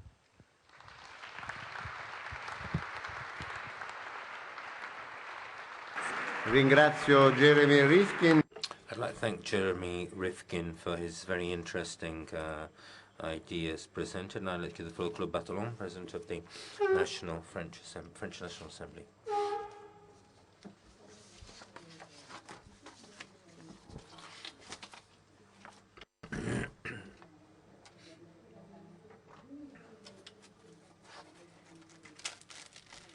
Wait a sec.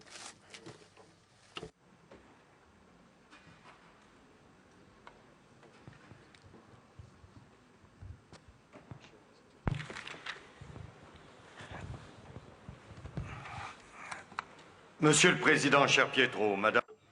Mr. President, dear Pietro, Madam President, who's had to leave us for urgent business, but I also wish to greet her. Dear colleagues, it's a true pleasure to take the floor after Jeremy Rifkin on the issue of growth, which is at the heart of the challenges which the European Union has to meet today. And I must say that I have a feeling of frustration because we're here as representative of European Parliament. We've listened to a person with great knowledge who had many things to say to us. But I think there's one thing which we need to bear in mind as European compatriots, having with the diagnosis of the various things which we've heard diagnosis of what we have before us, but a response is being awaited. And before we came to this discussion, we saw the differences there can be between us, even in the interpretation of Article 13. If every time a decision had to be made, we had to refer to renowned intellectuals, of whom Jeremy Rifkin is one, without showing to the people we represent that we can draw consequences from these remarkable analyses, I think that we'd be running a great risk. I'll be quoting a great French author twice during my presentation. I'll be doing for the first time in a few minutes' time. Charles Péguy. Charles Péguy said that in a Kantian approach, Kant has pure hands, but it doesn't have hands. In the analyses we've heard, I hope that the future generations won't be able to say Europeans have clean hands, but they don't have any hands. But coming to our subject today, I'd like to refer to the migratory catastrophe which had occurred in the Straits of Sicily. I know that Italy has to face a great responsibility as being on the border of the European Union, and I would call upon the European Union to act immediately to show solidarity to Italy. Italy cannot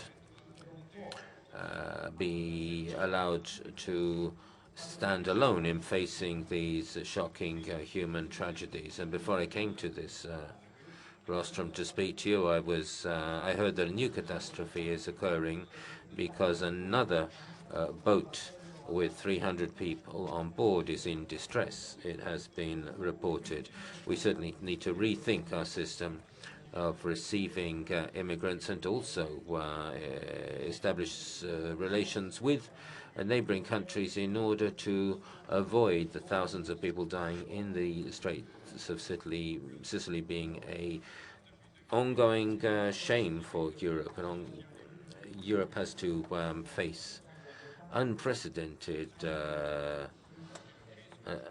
has been facing an unprecedented financial, economic, social, environmental crisis since 2008. It's not a cyclical crisis, but the end of a certain model of growth. I mentioned Peggy, and I'll be quoting him again because he wrote about what's happening now, I think better than anybody. He said we need to distinguish in history between periods and ages or eras.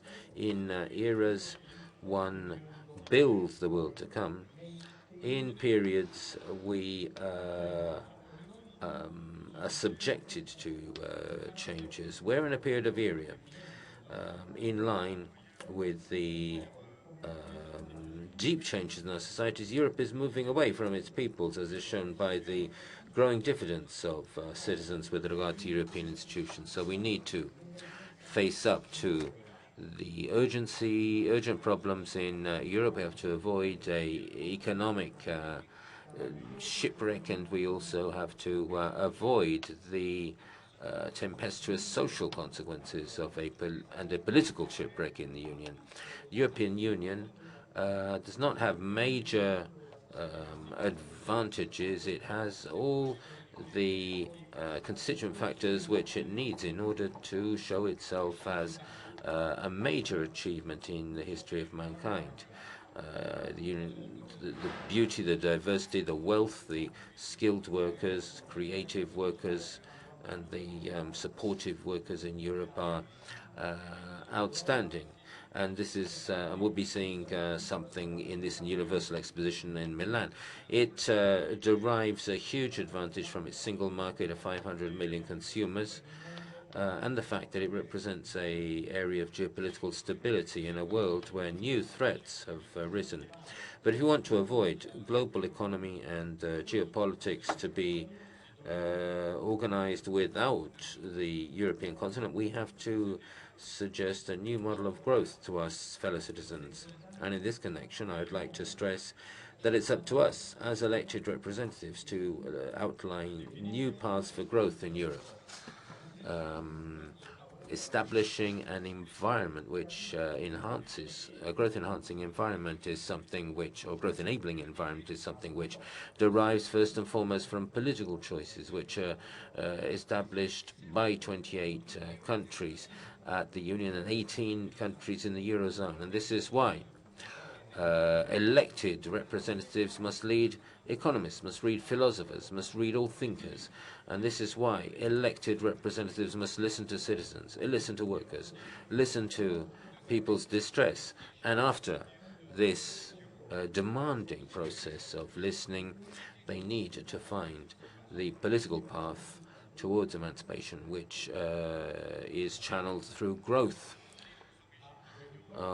28 countries must return to the origins of the Union and propose a project-based Europe. This project-based Europe must allow us to develop a new model of growth, which has to be sustainable and supportive. Three major areas of action are priorities. The first one is investment. Supporting investments is the gateway to a Europe in the new world, which is undergoing a triple revolution: digital, energy, and population. The major European projects need to focus on important sectors for the future, the major infrastructures for networks, new technologies, and the environment. And we need to respond to the challenge of energy transition, of course. Of course, our 28 countries don't have the same model of energy production, neither do we have the same consumption patterns or the same industrial apparatus. But we do share common interests. We need increasing our energy independence, curbing the cost of energy, combating climate change, reducing consumption, and developing new sources of employment are things which need resolute action on the part of Europe. And these ambitions, of course, require financial resources. the 315 billion euros which have been announced to be raised for investments for the future and for SMEs within the plan presented by the new European Commission is something to be commended. But this can only be considered as a first step.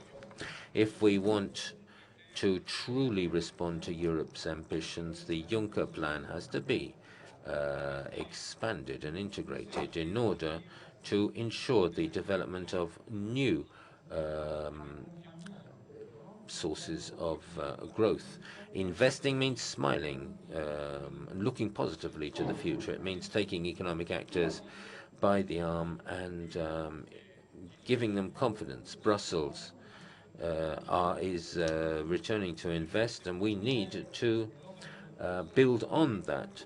Promoting a project-based Europe means establishing a real European industrial policy. This industrial policy has to be a part of a renewed legal framework which will allow the emergence of European champions, and therefore we need to avoid that certain companies build monopolies at the world level, and therefore we need, in the sectors of this new economy, we need to spark the momentum which, the drive which allowed for the Airbus group to be established.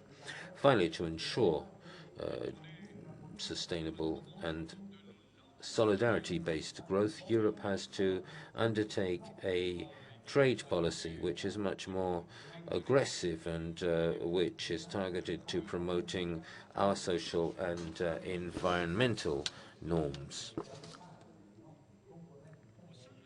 It also has to provide itself with a public bank for exports, which we're lacking today, whereas most of our competitors have one. Within Europe, the 18 countries which have opted for the single currency are a vanguard which has a special responsibility in defining paths to growth. And I think that these new paths of growth will not come from new rules, of which we can see the limitations today, but from a political ambition for the Europe of the euro based on greater integration and true solidarity. We therefore, first of all, need to redefine consistency between monetary policy and budgetary policy within the euro area. With the program of quantitative easing, which aims at injecting 1.1 billion euros into the eurozone economy by September 2016, the ECB has certainly done a lot of the work required of it. Even though it began late, its intervention should be commended and also confirmed and strengthened in coming months. This accommodating monetary policy, however, will only lead to results as a result of growth if it is supported by a budgetary policy which aims to maintain future investments and not put a brake on demand. More generally, the coordination of economic policies cannot rest solely on a disciplinary logic, of which we can see the limitations today and the damage. The baton of the European Commission should be used to direct the orchestra, not to wrap people's knuckles. And the exclusively rule-based governance, rather than favoring convergence of European economies, has led to a deepening of gaps in competitiveness, to more divergence in budgetary trends, and the intensification of inequalities. It is the dark side of free trade economics. This disciplinary Europe is always also open to criticism because it's based on a failing, a limping procedure. Errors in economic forecast, disputes over the assessment of potential growth and structural deficits, the lack of coordination between the procedures of notice procedures of the European Commission on national draft budgets and the budgetary timetables of national states. There are a lot of obstacles and reefs in the procedure of the European semester, which lead to a lack of credibility. Affirming growth within the Eurozone therefore means establishing real coordination between economic policies as a result of a democratic debate on the economic and political choices to be made. And the best way to re-establish growth, cohesiveness and consistency inside Europe is to undertake a quality leap in economic integration. This would have to be in the direction of greater solidarity with the establishment of a fiscal and social union and a budget for the Euro Union, and also establishing real political governance. Last year at our National Assembly, we hosted the French economist Thomas Piketty, and we read his books together with those of Jeremy Rifkin. Piketty has warned us that the scandal of youth unemployment in Europe, particularly in southern Europe, is something which can be addressed if Europe stops considering basing itself on the single action of reducing deficits too fast, something which lops off public services and increases taxes for middle classes. Piketty has reminded that with this rate of unemployment, that the rate of unemployment 5 years ago was the same in Europe and the United States. The United States was bold enough to adopt a policy of economic flexibility without our rigid disciplinary rules. And he concluded that this rigidity has made the crisis in the US financial sector, turned it into a crisis of European public debt.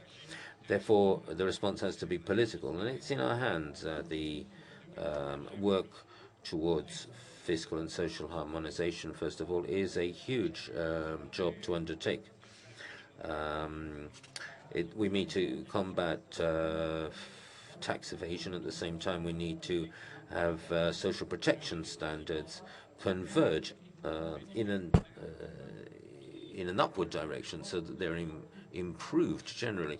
I also want to speak of the minimum guaranteed income at the European level, and also greater cooperation among social policies. We have too many public schools in Europe. State schools are not receiving enough support. In the new society which Jeremy Rifkin spoke of, public services are essential. What is at stake? Another thing which we need to do is to provide our monetary union with its own budget. A deeper economic and monetary union in Europe can not occur without political integration. And therefore, the Eurozone should be given its own economic governance with a stable president at its top. And I add that you cannot have a governance of the euro area without a parliamentary extension to it. This is a democratic imperative.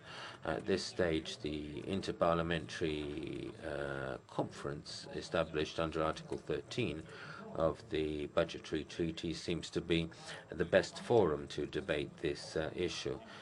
This establishing it as the first stage for parliaments to be able to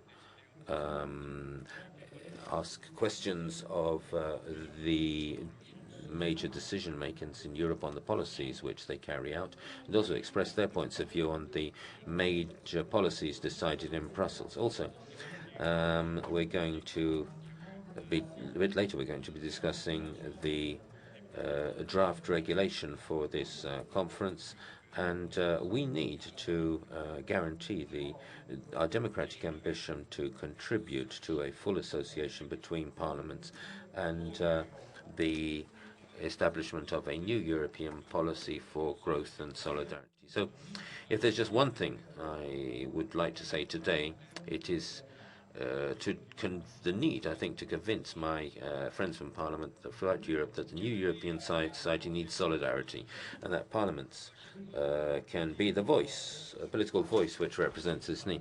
Jeremy Rifkin, in his least recent works, has foreseen a world in which goods and service are produced almost free, a bit on the following the model of the music industry, a world where citizens would be able to reappropriate the means of production and the old internationalist dream of a shared economy, a sharing of the common good, of social capital.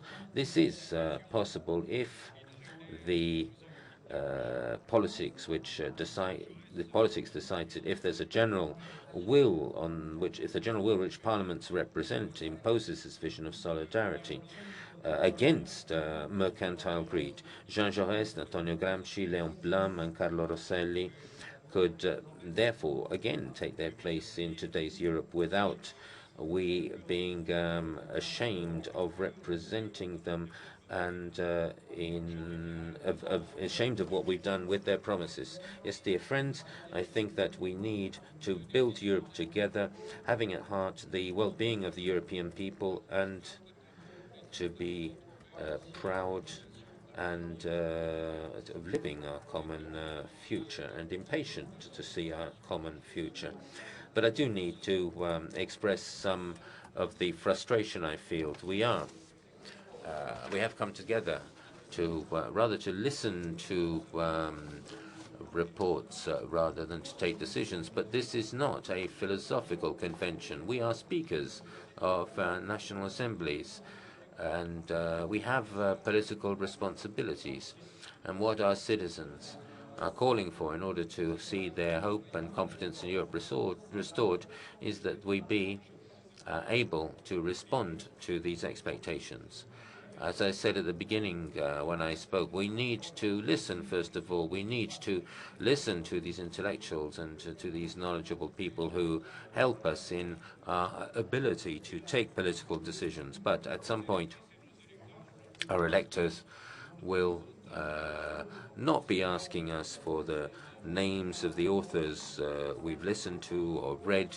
They will only asking us the one basic question: what did you decide? What did you do to allow us to be citizens of Europe in the new world which you are outlining? And I'm saying this, dear colleagues, for a reason.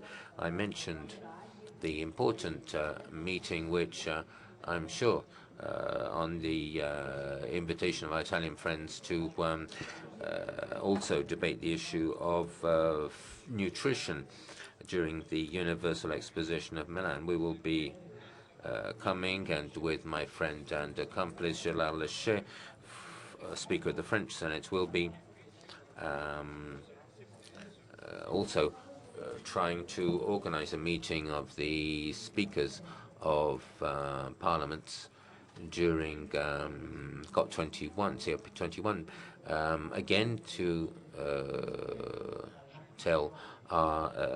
make it known to our citizens that we know what climate change would mean for our planet, and what the 3 or 4 degree increase, which a lot of analysts are forecasting, would mean. People already painted us this nightmare, and if we are meeting, it's also because we understand the importance of this issue for the future of humankind, and that we've been capable of listening, and but we've also been capable of deciding. That is why I think that for future meetings we should not just listen to intelligent and thoughtful people, not just listen to specialists who fully know their areas of investigation, but also show people that speakers of parliaments together can take decisions. Thank you very much, Mr. Berthelon. And now we can start our debate. We have received 8 requests for the floor. Each speaker will have 3 minutes, starting with Mr. Omiru, Cyprus. Thank you, Mr. President. Dear colleagues, first of all, allow me to express my shock for the tragedy in the Mediterranean near Lampedusa. It is our responsibility and long last to put words into action and enforce measures that will put an end to these endless tragedies.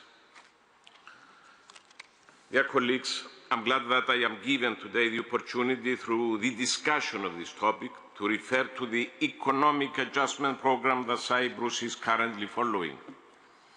The experience of Cyprus indicates that enforcement of strict austerity measures has no growth prospects.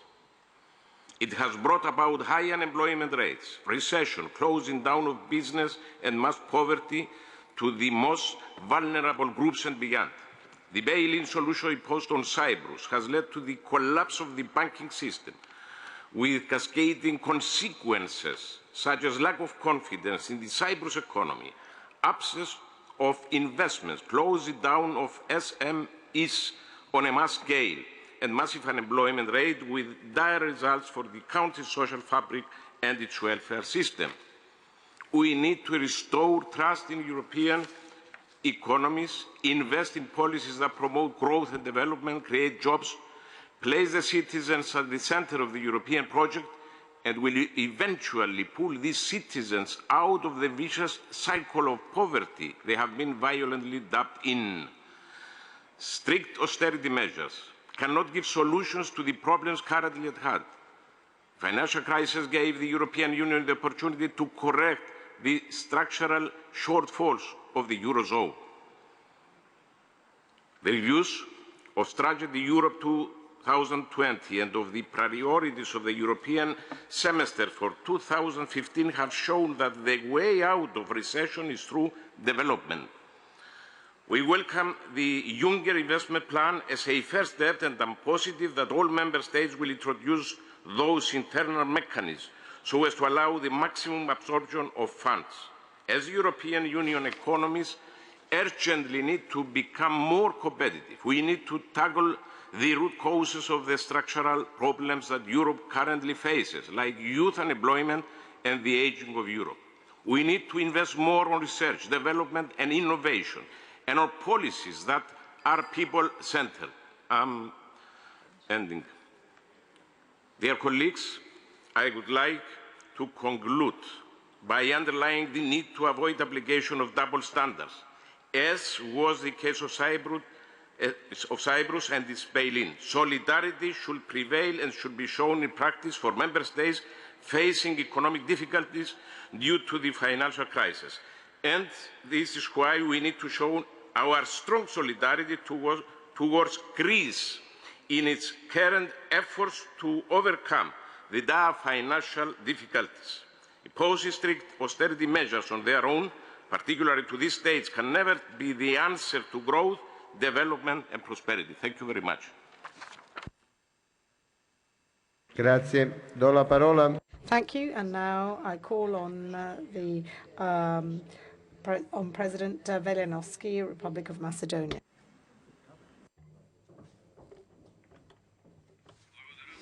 Thank you. Distinguished colleagues, ladies and gentlemen, allow me to express my regret for the tragedy on the Mediterranean.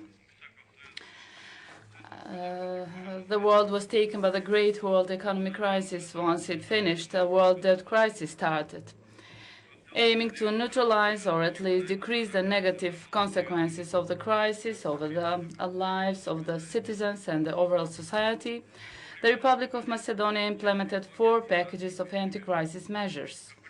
As first in Europe, it was provided the profit to be taxable only if it's allocated in dividends, and the social incomes and customs fees were decreased. The anti-crisis measures introduced postponement of the obligations on the basis of health care benefits, liberation from taxation of interest rates, postponement of payment of the taxation debt, reprogramming the debt to 36 months, lowering taxations for the farmers by 80%, investment program which envisages numerous infrastructure projects, as well as measures for facilitation of the export of goods. The Assembly of the Republic of Macedonia was actively included in the process of amendment of the legislation needed for implementation of all these measures. Distinguished, the Republic of Macedonia maintains macroeconomic stability with a low rate of inflation, balanced public finances with sustainable level of budget deficit and moderate public debt.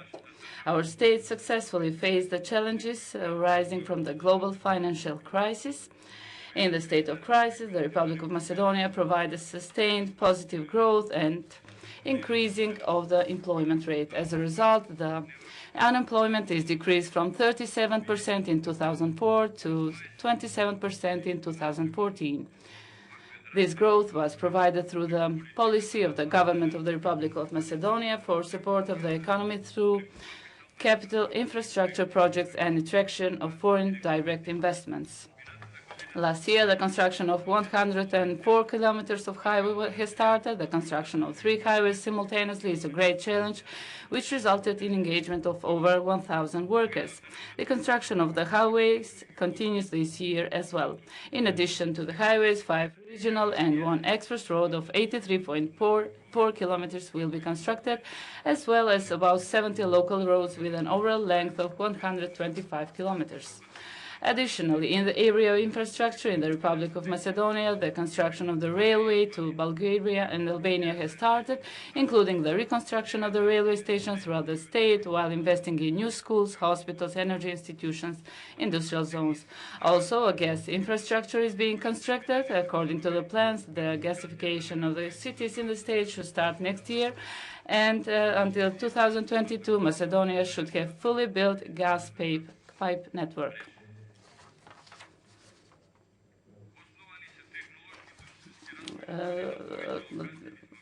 Aside from the capital infrastructure projects, the attraction of investment from foreign commerce in our state is important for the economic growth. In the context, the project for continuous promotion of the Republic of Macedonia as a business destination has started. The Team Macedonia was established in Macedonia, and the main engine of the reforms in all areas implemented in the Republic of Macedonia is certainly the accession in the European Union. The latest EC progress report reads that the Republic of Macedonia constantly progresses in the area of economy. The Republic of Macedonia so far achieved many development projects and activities, and in the future the focus shall be on motivation of the competitiveness, providing better conditions for the local businesses and creation of more and better working positions. The main goal of all reforms is for the majority of the citizens to use the benefits of the sustainable growth. Thank you for your attention. Grazie. Thank you. And now I call on the President of the Spanish Senate, Mr. Posada.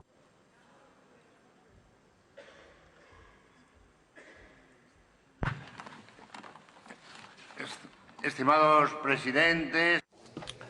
Esteemed presidents, colleagues, I'd like to begin my statement by expressing the great sorrow and regret of the Spanish delegation, my own and my colleague, the Speaker of the Senate, for the terrible and most unfortunate events which have occurred in the Mediterranean Sea. This should lead us to become aware of the human tragedy which in many cases accompanies migratory flows, which in recent years have been directed to Europe, and also to remember that we cannot neglect any effort to avoid this kind of case reoccurring. This is something which we must do with great determination. Now, coming to the topic of the discussion today, we need to recognize, I believe, that overcoming this crisis and recovering growth is something which has is something which has been allowed by the sacrifice of the citizens of European countries. This has led to the situation improving in most of the European countries we represent here today. And even though the process was very difficult and very harsh, there was a reduction in public expenditure, and thanks to these and structural reforms, we now have more competitive economies. And therefore, there are some aspects for the future which I consider to be of particular interest. First of all, I support the Juncker plan enthusiastically. I think it is going to be an important instrument, but we need to do this properly, because it would be terrible, it would be disastrous for it to be a disappointment for the people who put a lot of hope in this plan. We also support the policies of the ECB, which have made it possible for interest rates to fall, and which in recent months have led to much more active markets. We need to be ambitious in energy market, on the energy sector. We need to create new links, and it is very important, another thing which has been mentioned, that among the goals of the 2020 strategy, there be things which are focusing on a sustainable economy. So we undertake a lot of sacrifices, but we need to continue this policy which we developed in recent years. Thank you. Now, over to the President of the National Assembly of Hungary, Laszlo Kover. Madame la Présidente, Monsieur le Président, Mesdames et Messieurs, la Hongrie salue toute initiative communautaire visant à favoriser la création de l'emploi, la création et promouvoir la croissance économique, ainsi que de renverser les tendances d'investissement à la baisse. Nous sommes d'accord avec les objectifs de la stratégie Europe 2020, mais nous trouvons qu'il est important de conserver les objectifs spécifiques dans la stratégie. Nous ne proposons donc pas d'élargir les cercles. Dans la promotion des objectifs de la stratégie, la politique cohésion réformée du cycle budgétaire joue un rôle primordial. La Hongrie salue le paquet, le plan Juncker, et nous supportons également la mise en place du Fonds européen pour l'investissement stratégique. Nous avons l'opinion ferme que le paquet Juncker, azaz, hogy a projektek kiválasztásának és értékelésének szabályai úgy kerüljenek already distributed as part of structural and cohesion policies. We need to emphasize the importance of equal opportunities, and the project assessment should be undertaken in the interest of all member states. Ladies and gentlemen, I think it is important to stress that the Hungarian government, in its process of combating the crisis, and the Hungarian government has established structural reforms which are substantial in the area of employment, education and public administration. The Hungarian economy since 2013 has moved towards a more balanced growth model, as a result of which the Hungarian economy in 2014 has performed well above expectations, with a growth of 3.6%. Thanks to these favorable trends, Hungarian GDP has returned to pre-crisis levels. Another positive fact is that the Hungarian development has shown growth and development, maintaining external and internal balance without having to take out loans. This is something which the IMF has recognized. Thanks to this disciplined fiscal policy, Hungary in 2013 has It's no longer part of the excess deficit procedure. The government debt is stable to below 3%, and the inflation rate and salaries mean that we have a 7.6% unemployment rate. We give great importance to training of workers, and it is important that government economic policy has to be consistent, and this is something which we have done. Oh.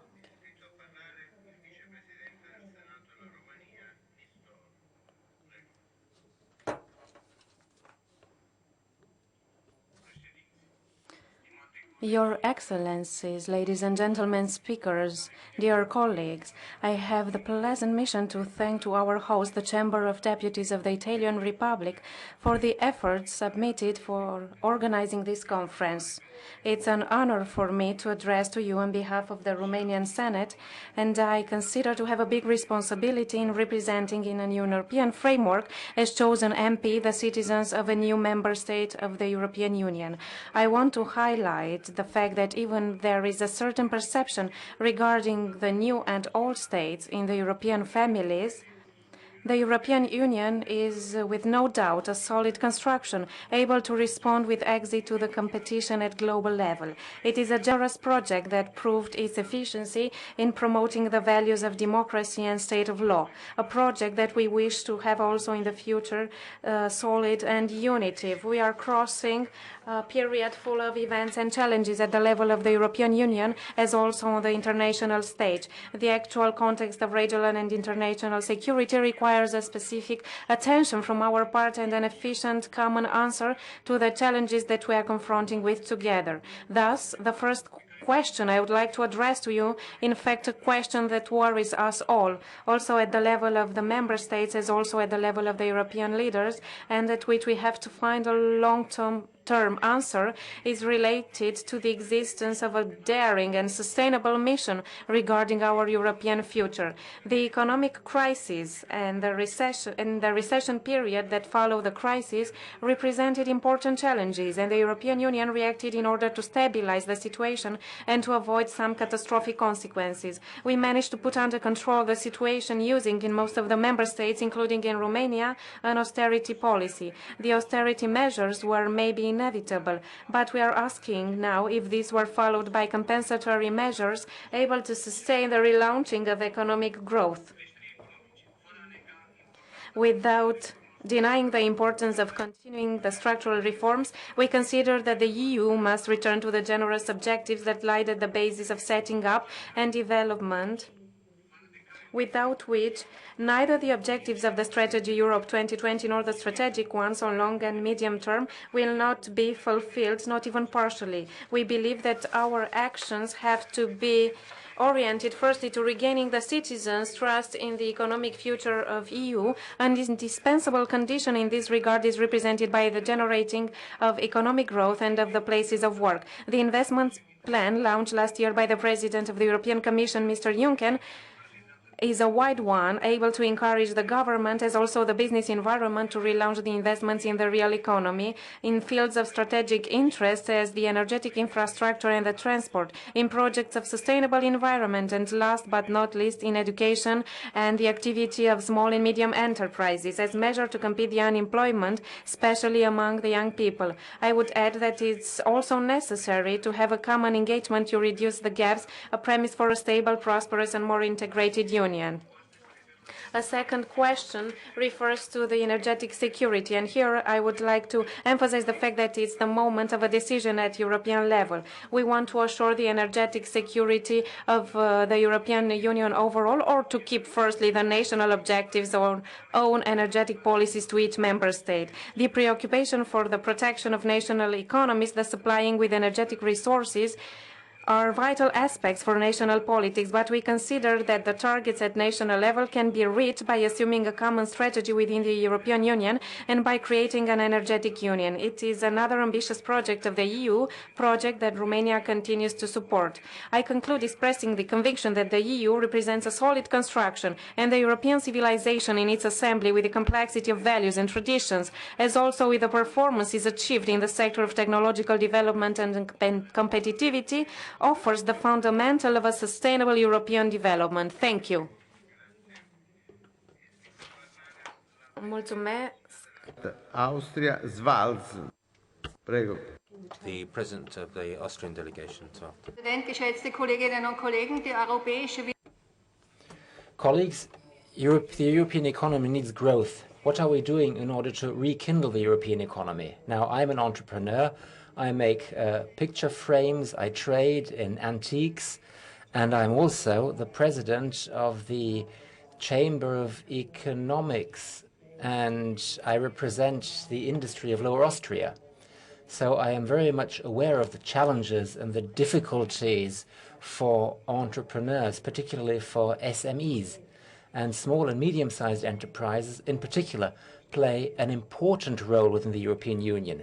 They are the backbone of the European economy, and in recent years they have proved to be particularly resilient to crises. If we want to promote economic growth, we will have to make sure our small and medium-sized enterprises, but also our large enterprises, are put in a position to do what they are supposed to do as businesses, namely to look after their customers and their business, and not to be restricted by red tape. So what we need is to cut red tape. We need to question the need of bureaucracy, because the leaner our bureaucracy is, the better our performance will be and the greater our economic growth. What is also important, however, is to fight youth unemployment throughout Europe. It is important to show to young people what opportunities they have and to tell them and to show them what talents, what potential they possess, because very often our young people aren't aware of this. And I'm proud of the fact that in Austria we have a talent compass where we are able to show our young people in school what their talents are so that they don't choose the wrong career. It's important to involve parents here as well, to tell parents what their child's talents are and what kind of education and training would be good for their child. So what we need is less bureaucracy, less red tape, and to give young people a chance and opportunities for the future, because we need these young people. We need talented young people. So they have to be supported. We are doing this through our dual system of education in schools and a practical-oriented vocational training in companies. These are things that we are doing. These are things we should do together as a common undertaking in order to have a better economic future for our young people and for our businesses. Thank you very much. Thank you. Over to the President of the Senate of the Netherlands, Ankie Breukers-Knol. Thank you, Mr. President. I've got three remarks to make. First, I want to thank Mr. Rifkin and Mr. Bartolioni for their very inspiring speeches. Mr. Rifkin gave us an insight in the future, which is quite challenging. Then my remarks. The investment plan for Europe of Mr. Juncker is at this moment being discussed in the Standing Committee on Economic Affairs in the Senate and also in discussion by the Standing Committee on Economic Affairs with the Dutch government. That's one. Secondly, we all recognize the immense problem of youth unemployment. It is of the utmost importance that we parliamentarians give our youth a perspective for the future, and that's also a task for our governments. If not, we are confronted with a lost generation and all the problems that this entails.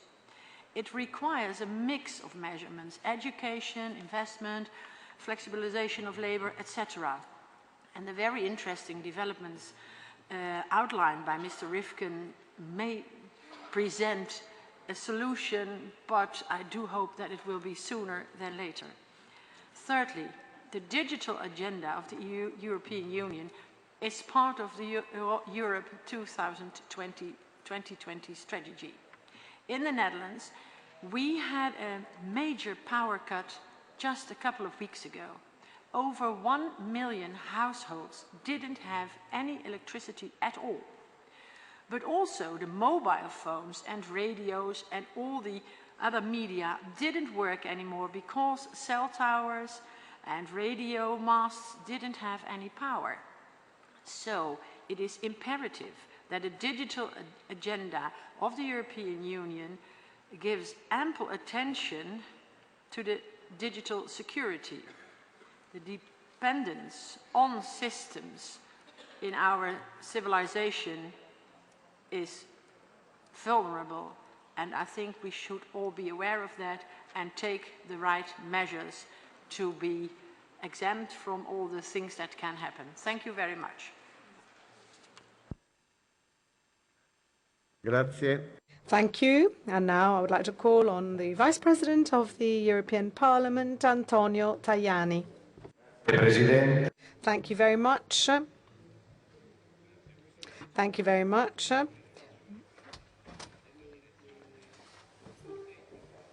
The two keynote speeches are in line with the European Union's policy, i.e. that of ensuring that 20% of the Union's GDP by 2020 come from the manufacturing sector. This is what has been defined as an industrial renaissance. In other words, we intend to relaunch our real economy, guaranteeing that our industry may be modern, competitive and committed to fighting climate change. This obviously entails a focus on the digital agenda, developing the aerospace sector. The Galileo project in particular has a role to play in order to ensure that the digital market can be effectively overhauled and reformed. What can parliaments do? Well, they can set the necessary rules to support SMEs, as the Austrian delegate said, but there have to be fewer rules if that means bureaucracy. We have to guarantee that there is easier access to credit on the part of SMEs. Initiatives must promote the development of venture capital. We support, obviously, the European Central Bank's quantitative easing policy. We also, however, require that the cost of energy come down. We know that European industries are less competitive because of a high cost of energy. As Mr. Bertolon said in his remarks, we have different rules with respect to other parts of the world, and we know that the environmental policy requires consensus in order to achieve attainable objectives on the part of industries. On a personal note, and I'm not speaking here in my capacity as Vice President of the Parliament, we also need to change the rules of competition. Competition is a value, but we have to update the existing rules so as to ensure that Europe and European enterprises may be truly competitive. We also need greater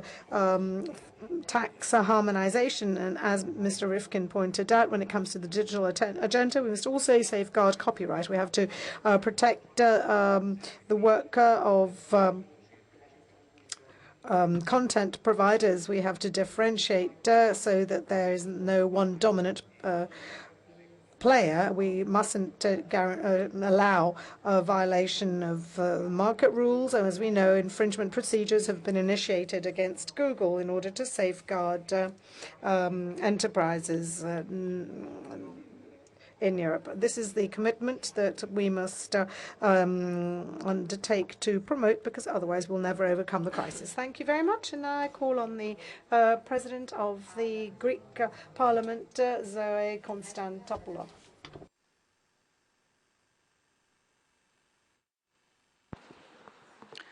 Thank you very much.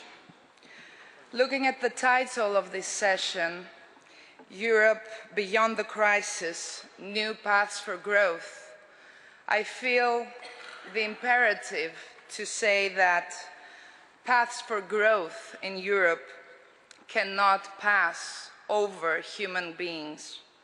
Paths for growth in Europe cannot bypass democratic procedures. Listening at the two keynote speeches, Mr. Rifkin first and then Monsieur Bartolone, I thought of an experience we had in Greece during the last years.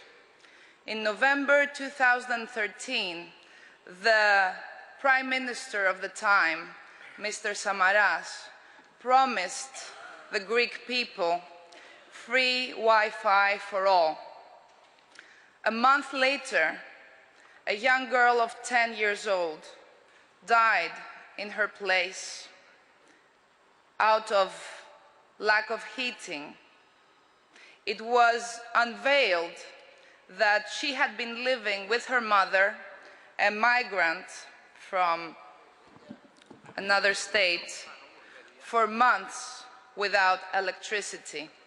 It was revealed that more than 300,000 households had been living without electricity for months or for years, and thereby I would say it is a parallel experience such as the one described by our Dutch counterpart.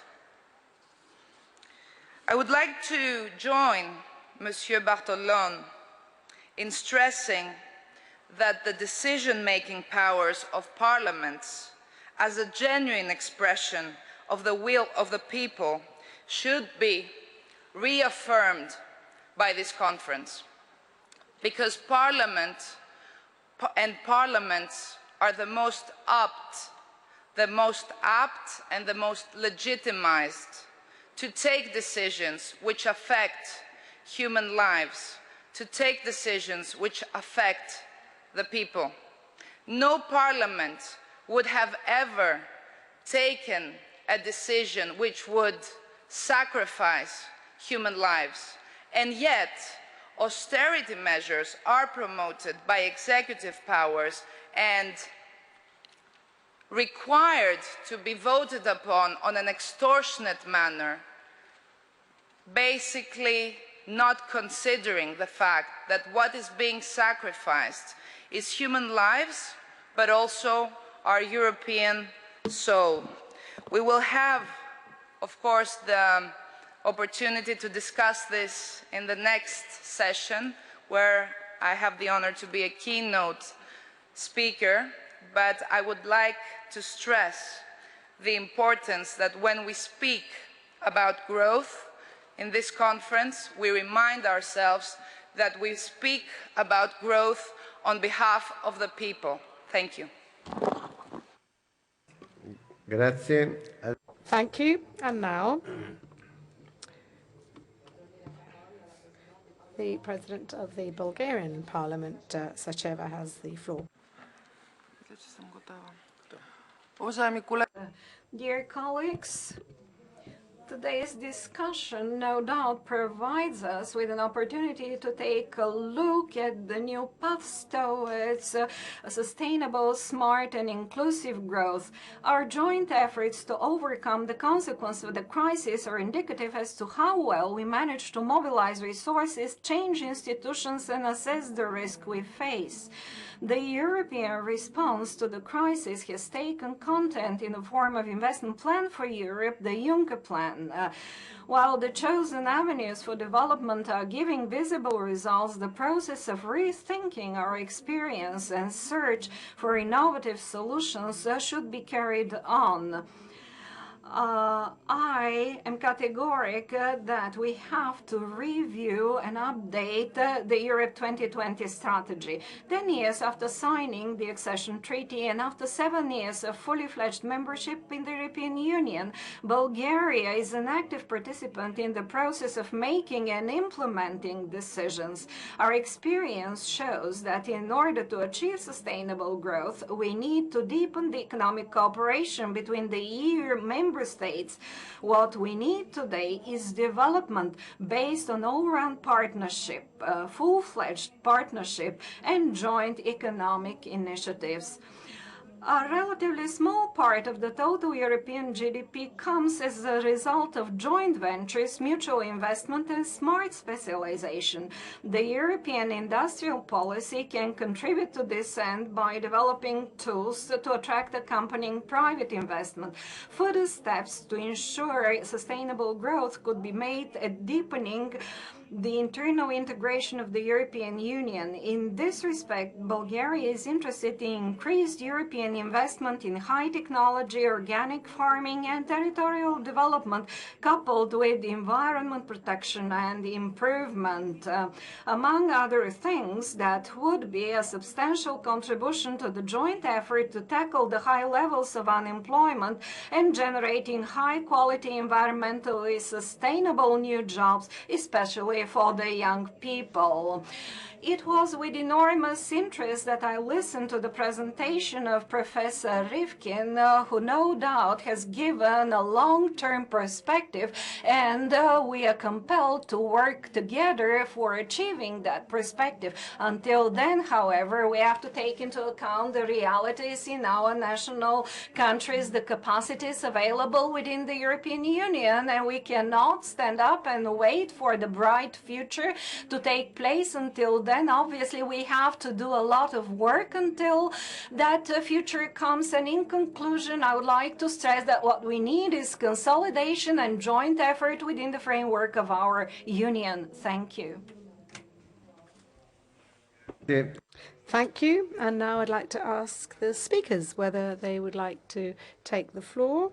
If so, please, I'd appreciate whether you could speak within a 3-minute time limit. Does Claude Berthelon wish to say something? Just very quickly, so that I don't add to our delay. I think that people have spoken to the points which I brought up. On the one hand, the need was expressed to improve coordination of our policies. But beyond the technical coordination of our policies, we can now see that there's an absolute need to coordinate our action in order to prepare this year. Jeremy Rifkin announced to us with his recognized knowledge the new world we're entering into unavoidably. We all know that we're going to be faced by this environmental challenge with global warming. It's something which is unavoidable. The European continent cannot simply be an onlooker of globalization without doing something itself in the area of economy and industry. We know that we're going to need to respond to the problem of youth unemployment. We've seen that in the comments made that for the time being we're commenting on the situations in our countries rather than finding common solutions. I hope that in the coming discussions and in our future proceedings in 2015 we will be helping each other to show our peoples that we're not just there to forecast the difficulties which will exist and hopes on the horizon, but to help them with the decisions which we take together.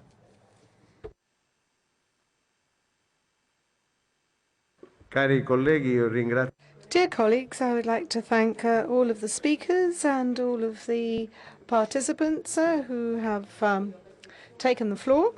First of all, it appears that the economic crisis is not over yet, and the signs of recovery, albeit encouraging, do not indicate that there is a clear reversal of this trend. I also wish to add that the general feeling is that the response to this crisis has not been timely enough and has focused excessively on strengthening the banking sector as opposed to identifying new effective instruments to relaunch growth, development and to support the labour market. We very much hope that the Juncker plan, which aims to mobilize at least 315 billion euros in the form of public and private investment over a three-year period, may be realistic and achievable. It is our hope that the projects within the plan may have a uniform effect and do not end up by further worsening the situation in the countries hardest hit by the crisis. We also hope that the instruments in support of the Juncker plan may guarantee that the financing may have a very effective impact on the real economy in contributing to decisive improvement in the national European context. I think we can welcome the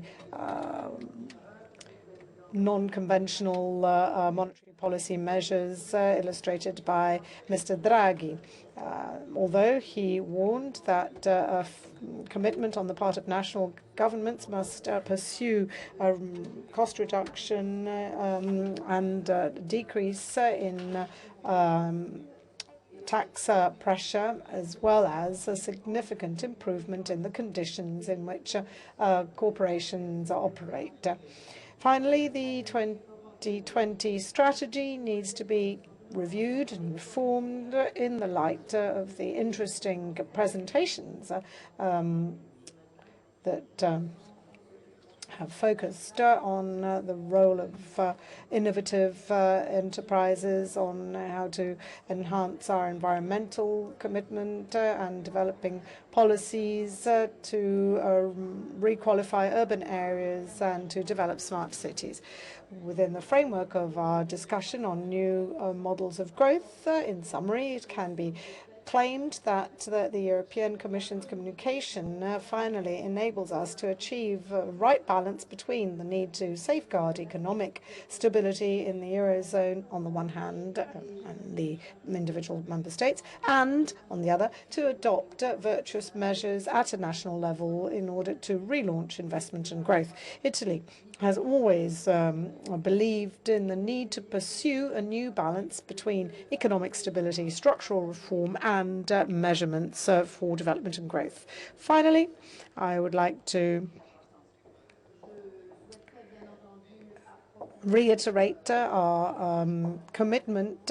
In June, we will be holding a high-level parliamentary seminar organized together with the OECD, and we invite you to take part in this initiative, sending delegations from your parliaments and mobilizing, first and foremost, your national focal points at the OECD, because I'm sure that they will be keen to participate within this seminar. We will continue to discuss reform, growth and development, and I'm confident that an open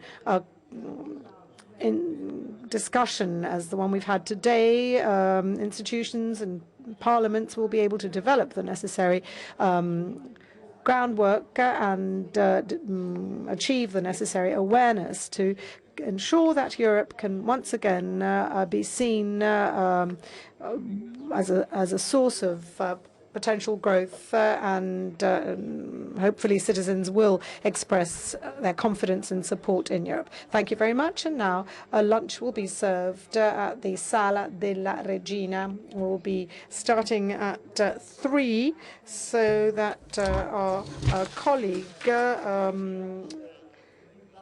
Mornes will be able to talk about the prospects of the presidency, and I would like to invite you therefore to be back here on time so that we can start at 3 sharp.